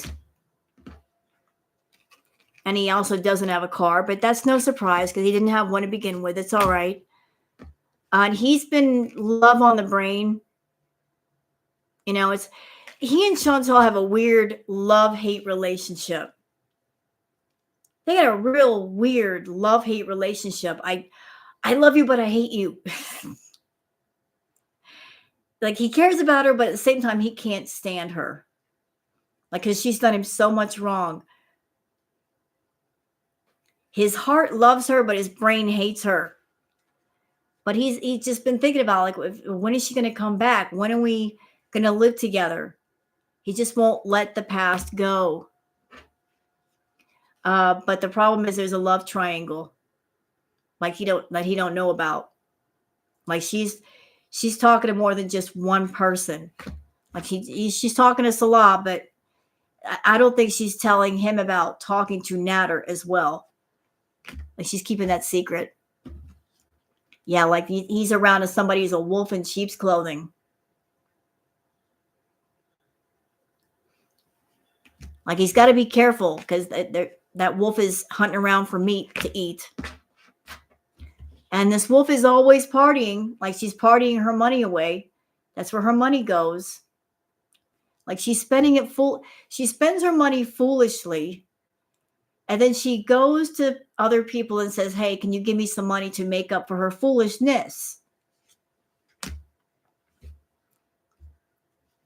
And, you know, she's always like fake flexing. Always with the fake flexing. Like, I think he had that moment online where he was doing some fake flexing. Like the 15,000 that he was talking about, there was a little bit of fake flexing there. Look at all this money I'm going to get. And he knew that would get Chantal's attention.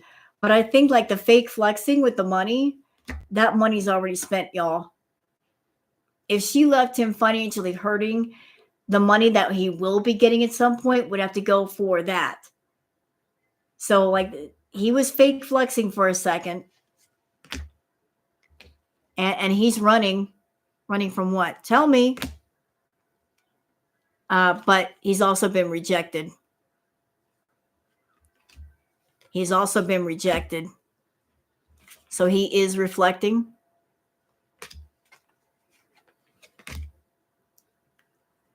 And yeah, so Chantal's stalking him, watching him obsessed. She's keeping an eye on Pete now these days. And he's trying to be unbothered about it. He's moving in silence. Okay, hold on. I'm told to shuffle. What's going on here? What is the matter? And Pete is more of a light person than a dark person, meaning his energy. And it always irritated Chantal, his light energy. Okay, I've been told to reach the other side of the deck. What is it? What do you want to tell me? He's acts like a groupie with Chantal. He's acting like a groupie around her. But he's too busy winning.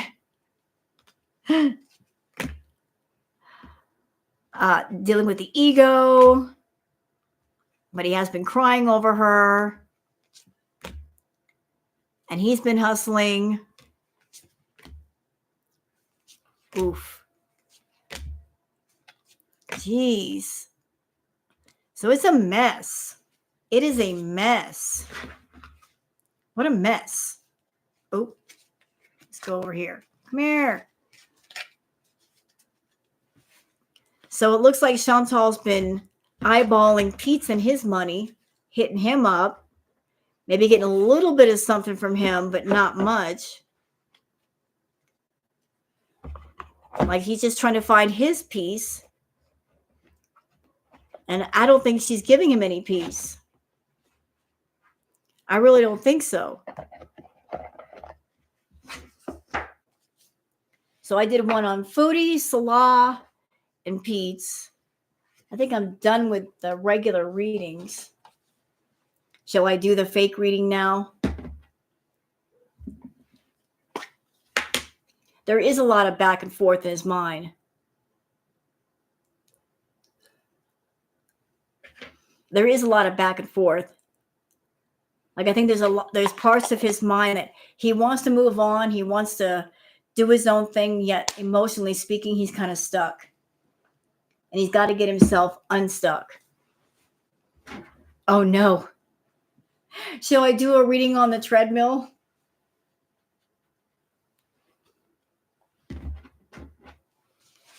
Y'all want me to read on her doggone treadmill? Hello, Granny. It's been 2 years.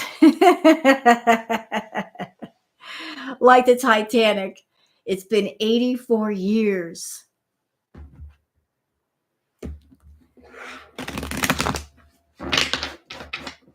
She unplugged it. It must be possessed.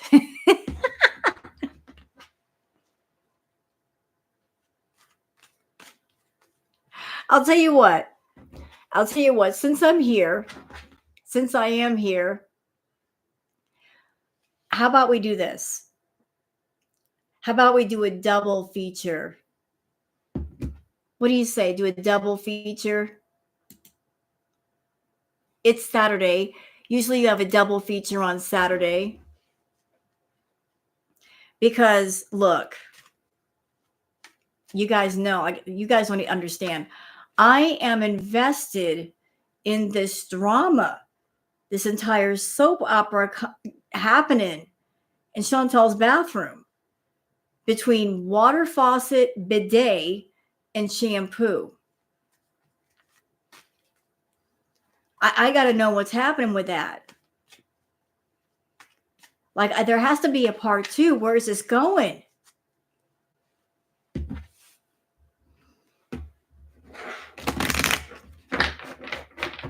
I mean, I kind of did a private reading on the whole thing yesterday just to see what was happening.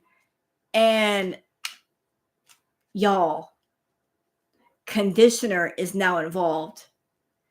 And it's just a big old mess. Conditioner is involved in this shit. Shampoo been slutting around. I mean, now conditioner is involved.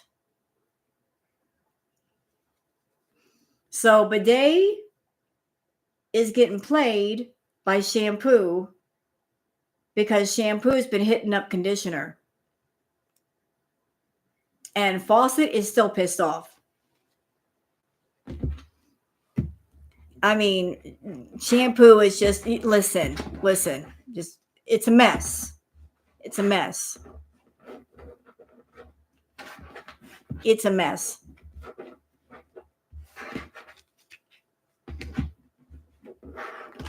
And Hairspray, who's been sitting on the sink, has been taking notes.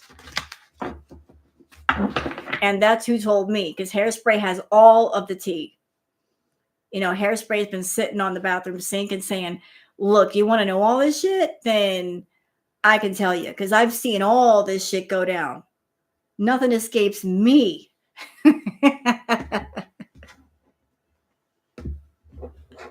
Oh, that's another thing, Pumpkin.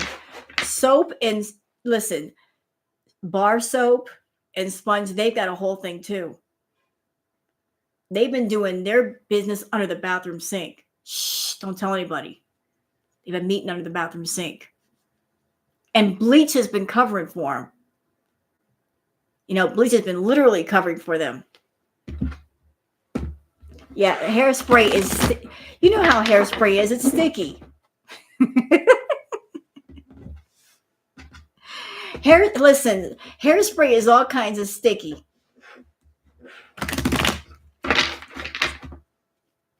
No, bleach is not a snitch right now. Bleach has been covering for soap and sponge because they want to sneak off and do their thing. You know, bleach is like, look, it's dark under here. Nobody's going to see you. Just come behind me and do what you got to do. Get all lathered up. I won't tell. But bleach did tell. Bleach told hairspray, who told me. So bleach has been slightly snitching.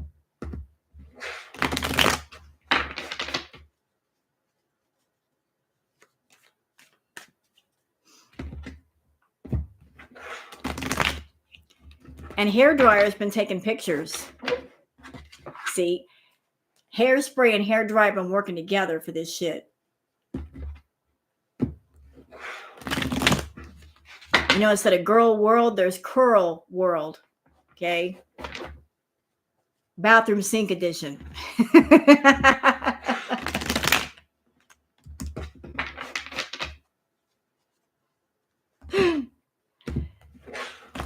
All right, so we're going to do one on bidet.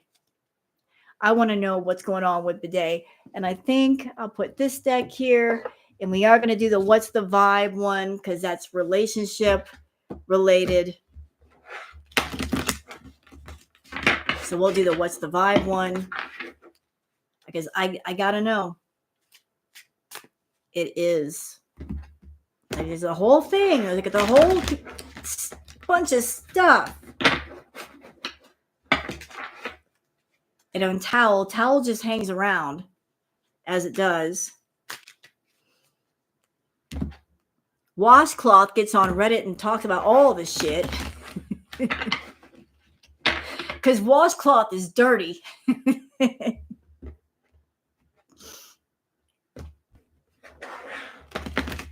Y'all are not going to be able to go into your bathrooms and take a shower without thinking about all this funny shit.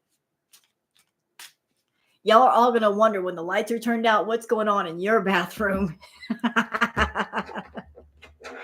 You're going to be looking at your shampoo bottle a different way. What is washcloth's Reddit? Wetconfessions.com.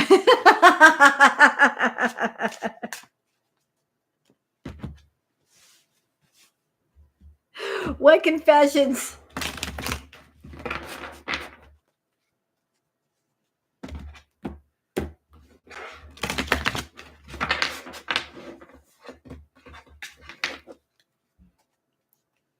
It's wet confessions.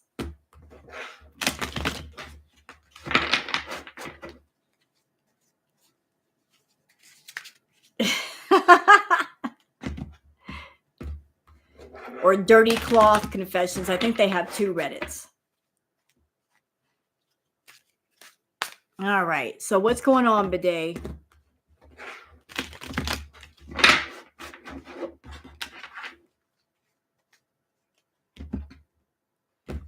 Did you know that Washcloth is coming out with a book too?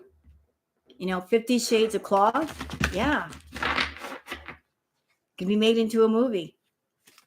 Toilet paper is scary.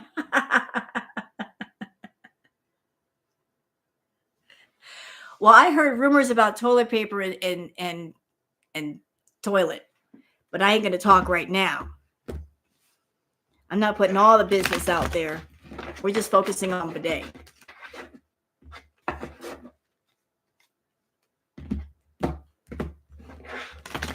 All right.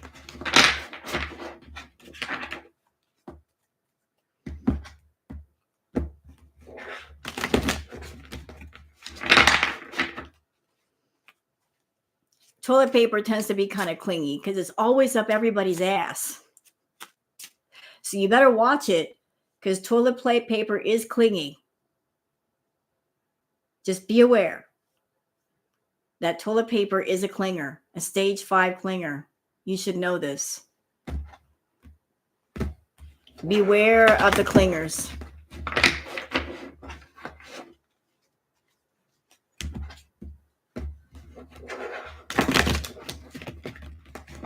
He can be quite clingy.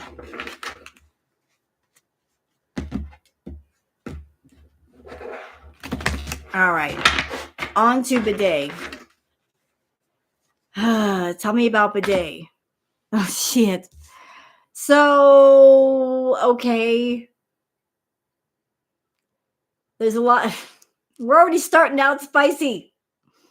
There's a lot of envy, resentful, competitive, discontent. Well, that envy runs deep. Bidet does not like shampoo talking to conditioner.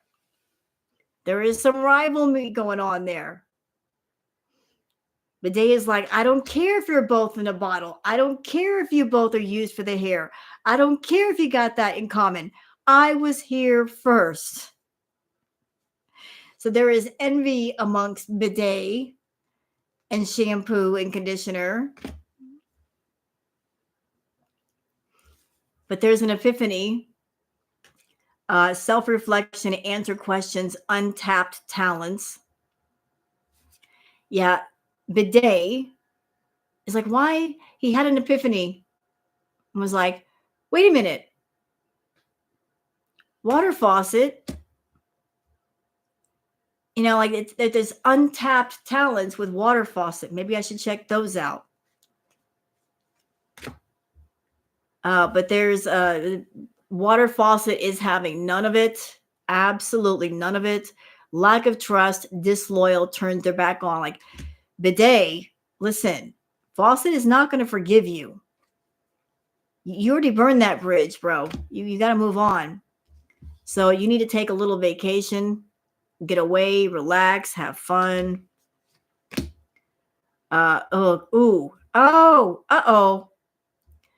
Because shampoo is actually a psychopath. Abusive, conniving, unpredictable. Like you don't know that side of shampoo yet. You just don't know what's going on there. Like you don't know about shampoo the way you think you do. Bidet is feeling exhausted from like cleaning buttholes all day, from cleaning Chantal's butthole, exhausted, so exhausted.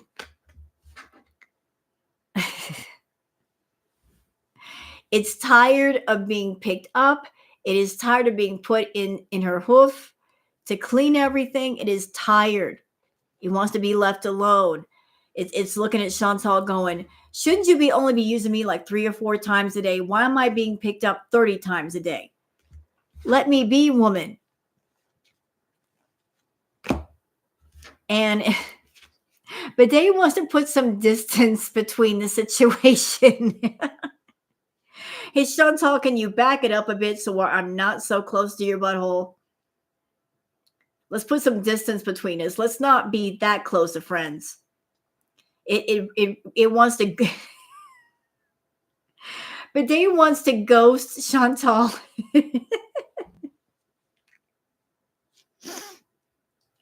I can't.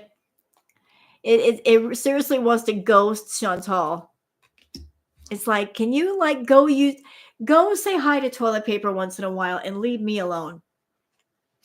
Yeah, it's Bidet is like there's a sense of being cold, and because Bidet is just Chantal's getting way too close to Bidet. Bidet feels like it's drowning over your head, overextended, rock bottom. Poor Bidet. It feels like it's poor Bidet feels like he's drowning. He's drowning. It's like we don't have to get that close to each other. So what Bidet's been doing to relax is doing the rumors, the gossip, and being nosy, finding out all the tea from, our friends Bleach and Hairspray. That's how he spends his free time. He looks to the left and there's Fawcett saying, fuck off. And then there's shampoo on the other side hanging out with conditioner. So he's just been spending his time gossiping, finding out all the tea. And also finding out that shampoo is a narcissist and thinks very highly of themselves. So when shampoo makes nasty remarks, Bidet looks at him and says, everybody puts their hands on you. Everybody gets a squeeze. Shampoo. There's a lot of healing that is happening with all the gossip. Like he's finding some stuff out. But he does feel kind of stagnant. Just stuck to the wall, unable to move. Stuck, dead end, frozen. When Chantal picks him up, he feels stuck and he feels frozen in that trotter. And he's tired of the waves. He's tired of the waves. But he's looking for a glow up. He is looking for a glow up. He's looking to come up in the world. He dreams about not being a bidet, being a hot tub instead. Wouldn't it be nice to be a hot tub versus a bidet? Dreaming about being a hot tub and looking for the soulmate. Like looking for his true soulmate. Yeah, shampoo is being soapy and bitter. And there's a sense of isolation because he wants shampoo's attention, and shampoo's giving it all to conditioner, while soap and sponge are beneath the sink with bleach, getting their little freak on. And bathroom Moby's just laying there saying, I'm just lying here. I'm just an innocent bystander. Why do I have to see all of this? Clingy. He's being very clingy. But Bidet wants to smell the roses. But whenever Bidet gets near Chantal, that's definitely not what he's smelling. He's not smelling the scent of roses. Poor Bidet.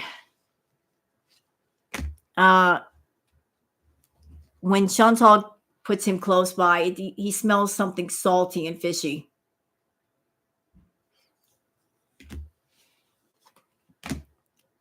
And so poor Bidet is just shattered.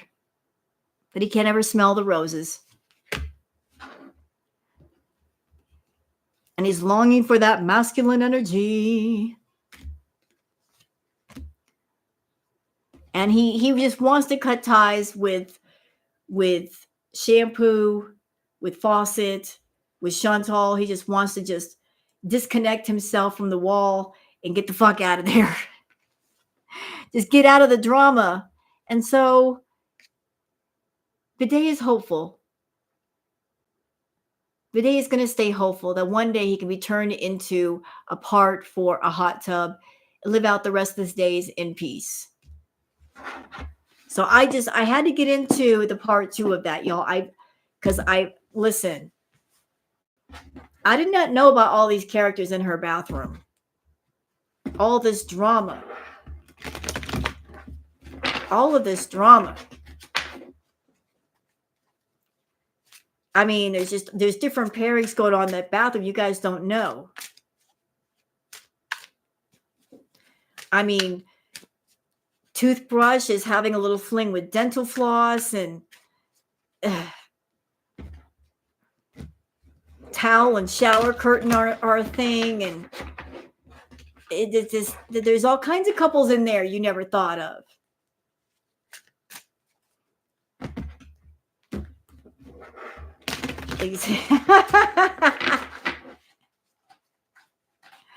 We're doing like a fun spoof reading, Ollie.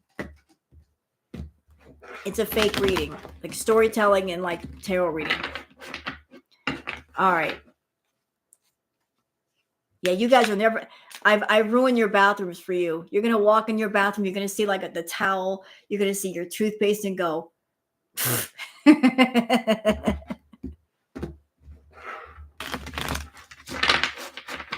All right. Now we'll do one on, what was it? Foodie's Treadmill. You guys wanted one on Foodie's Treadmill. We'll do like a double feature tonight. Shall we do Foodie's Treadmill?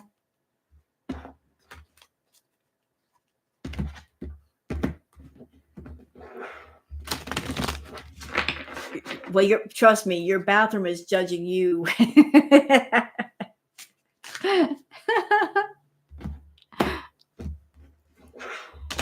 Let's do one on the treadmill.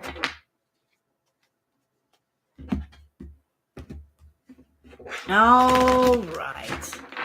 You know what? I use this set of cards for bidet. I'll use the other set for treadmill. All right. Do-do.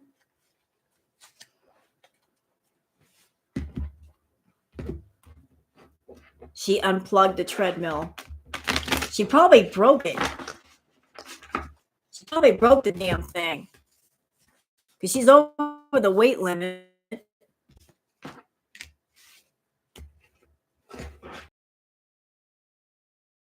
Neighbors downstairs from her said, "What up into your apartment that we hear at 3 a.m? Turn that off. We can hear that shit down here on our ceiling, lady. Turn that shit off." Left by her broken card.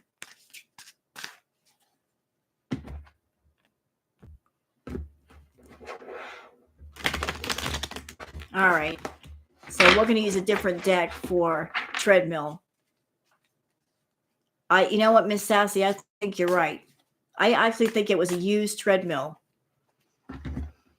And can somebody please explain the logic to me to be a YouTuber and you go out and get an expensive GoPro, which you're hardly going to use. At the same time, you're using cheap microphones, which is something you'll use all the time for making content. Can anybody please explain the logic to that to me? Why it's important to go get a GoPro when you hardly go out, but you need a better microphone. You won't buy that first. Using her phone too.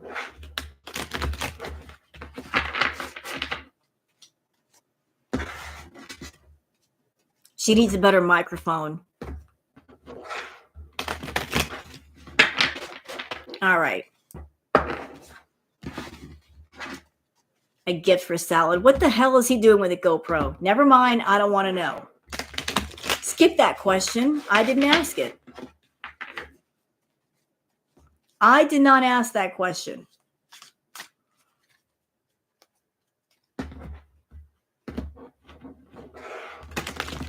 I don't want to know.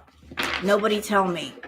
And if anybody on Twitter finds out, don't send me the shit, okay? I don't care about that rule. If I have to see it, you got to see it. We're going to ignore that rule for me. You will not send me anything that you find. I don't care what it looks like.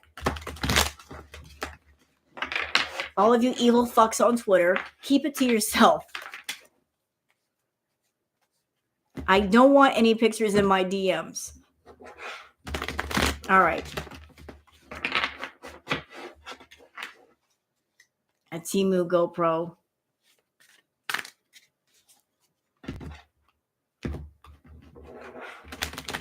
All right, so we're doing the treadmill. So what is the T on treadmill? You want to talk to me, treadmill? What's your story? How you feeling? I feel like treadmill is feeling very run down. Poor thing. Very broken, very run down. Very much on its last leg. Tired, very tired. The sense of being very tired. Like it's seen enough and it's done enough and it's like, I'm done. Hey, gas station sushi. Feeling very worn in. All right. Oh,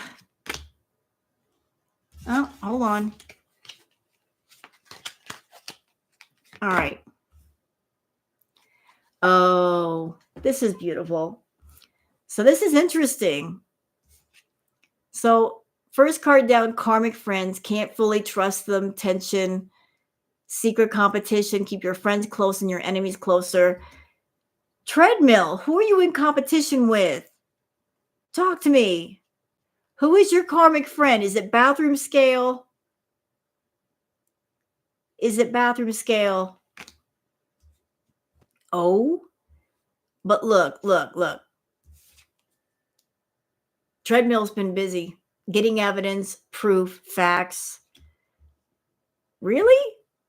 You're getting screenshots. You're getting some evidence, proof, facts. You want proof that Chantal's been breaking you, getting on you when she's over the weight limit? Are you taking pictures? Are you going to report her? She burnt out my motor, damn it. I want justice. And Treadmill is a happiness hater.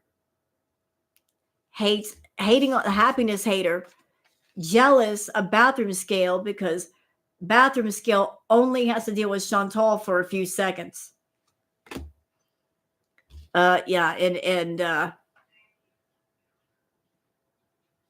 Treadmill, can we talk?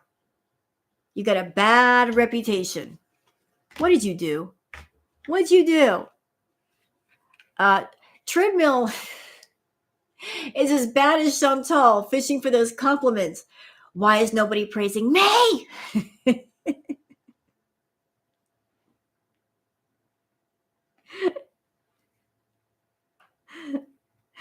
Treadmill is unappreciated and doesn't like it. Treadmill just wants some appreciation, damn it. Why is nobody praising the Treadmill? Look at everything the Treadmill has put up with. Nobody appreciates Treadmill. Nobody talks about Treadmill. It feels so unappreciated and unloved. And it feels robbed. It feels robbed of appreciation and acclaim. It feels robbed. Everybody talks about that lady that climbs on me, but nobody talks about me.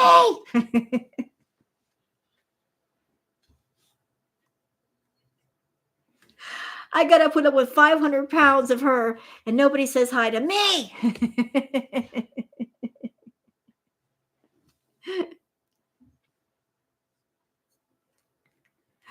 Like nobody appreciates poor Treadmill. And poor Treadmill has been getting far more abused than we think because when the camera's turned off, it literally has to kiss ass. When Chantal falls down, it has to kiss ass. So on top of Chantal's funkle feet, walking on it sometimes gets a close-up view of her ass and does not like it, adding to its misery. And it can't go anywhere because it doesn't have a car to get away. It wants to get away. But there's also issues with the motor. So the poor Treadmill is all fake smiles. You know, like everything's fine, but I'm not. A lot of fake smiles going on. And there's a bit of cyberbullying that was happening with the Treadmill. Hence the reason why Chantal unplugged it, because Treadmill was actually telling on her by squeaking so much whenever she walked on it. So, you know, Treadmill was tossing out that silent shade of, this bitch is too big for me. Get her off of me. Get her off. Get her off. Oh, and poor Treadmill's also been getting some hate mail. Like, poor Treadmill's been getting some hate mail. The cyberbullying, there's been some hate mail. Some Nordic track machines have been sending in hate mail saying we're better than you. We are more expensive than you. You are so last year model and you suck. So poor Treadmill's been getting hate mail from the Nordic track machines across the country. And they're just like, you suck. And Treadmill's like, I don't care. You suck worse. And doing the best to ignore the hate mail. You know? I mean, even the elliptical machines are jumping into this thing. Can you imagine getting hate mail from the Nordic track machines and the Bowflex and the ellipticals? I mean, all the gym machines are jumping into this shit. And it's not Treadmill's fault. It was built the way it was built. What's it going to do? And Treadmill is feeling very rejected. Very rejected. But it's done some reflecting. It has done some reflecting. But it's uninterested.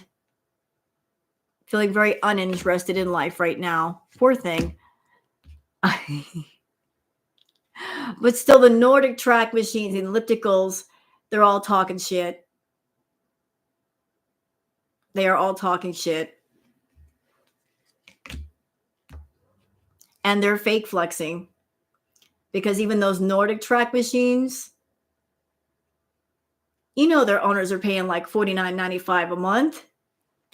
You know, they're not worth thousands of dollars. Shoot.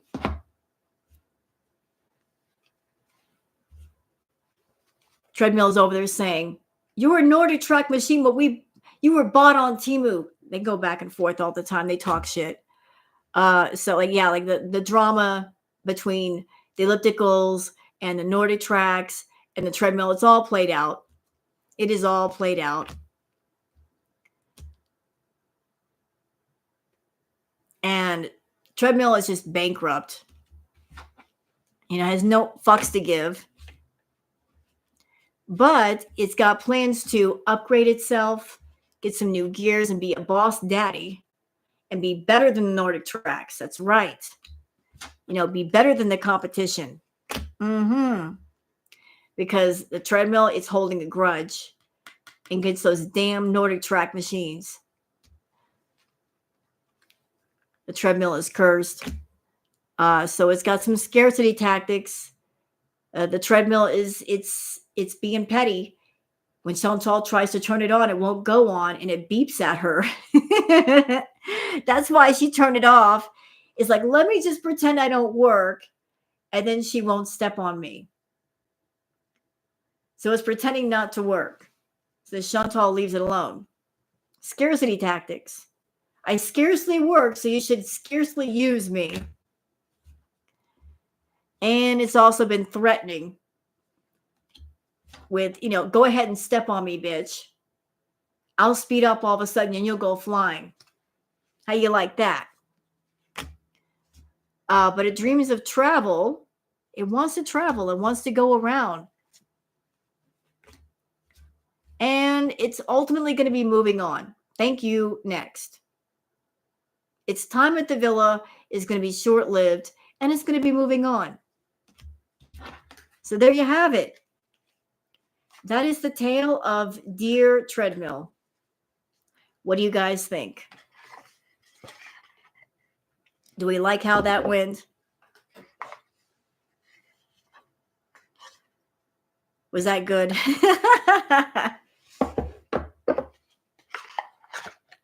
There's more interesting drama going on in Chantal's house than she knows. If only she could just put it on video. So Bidet has been going through it. Treadmill's been going through it.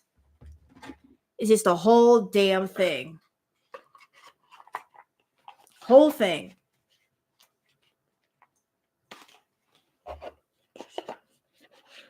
Poor Treadmill getting picked on by Nordic track and ellipticals and all of them. Who do they think they are?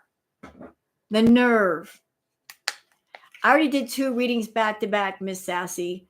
I did one on Bidet and I did one on the Treadmill. We'll save the Temu car reading for later. Because the Temu car it seems like it's not even in the picture. Like a car got repoed. We'll do that one the next time, I promise. Okay? You have my word. All right, guys, I think we'll just end it here. I think I've done all the readings on everybody. And I hope you guys have enjoyed this tarot live, because you guys were saying, hey, what's going on with Chantal? And with all the craziness. And for those that were not here for the whole live, what did the card say about Chantal? Basically, like, she's got different things on her mind all clumped together. Legal issues, like the Justice card came out. So like there's some kind of legal issue, something to do with her or somebody around her. She's worried about that. Money issues. It's just a collection of different things all together. And that's where a lot of this coming from. What's that? Harry's. Alrighty, buddy. Have a great night, and I will see you guys again later. So don't forget to sub up to my channel on your way out, or give a like if you wish. And I thank you for coming in, and I'll see you guys again in about a week. Thank you guys for being here, and I'll see you guys again soon.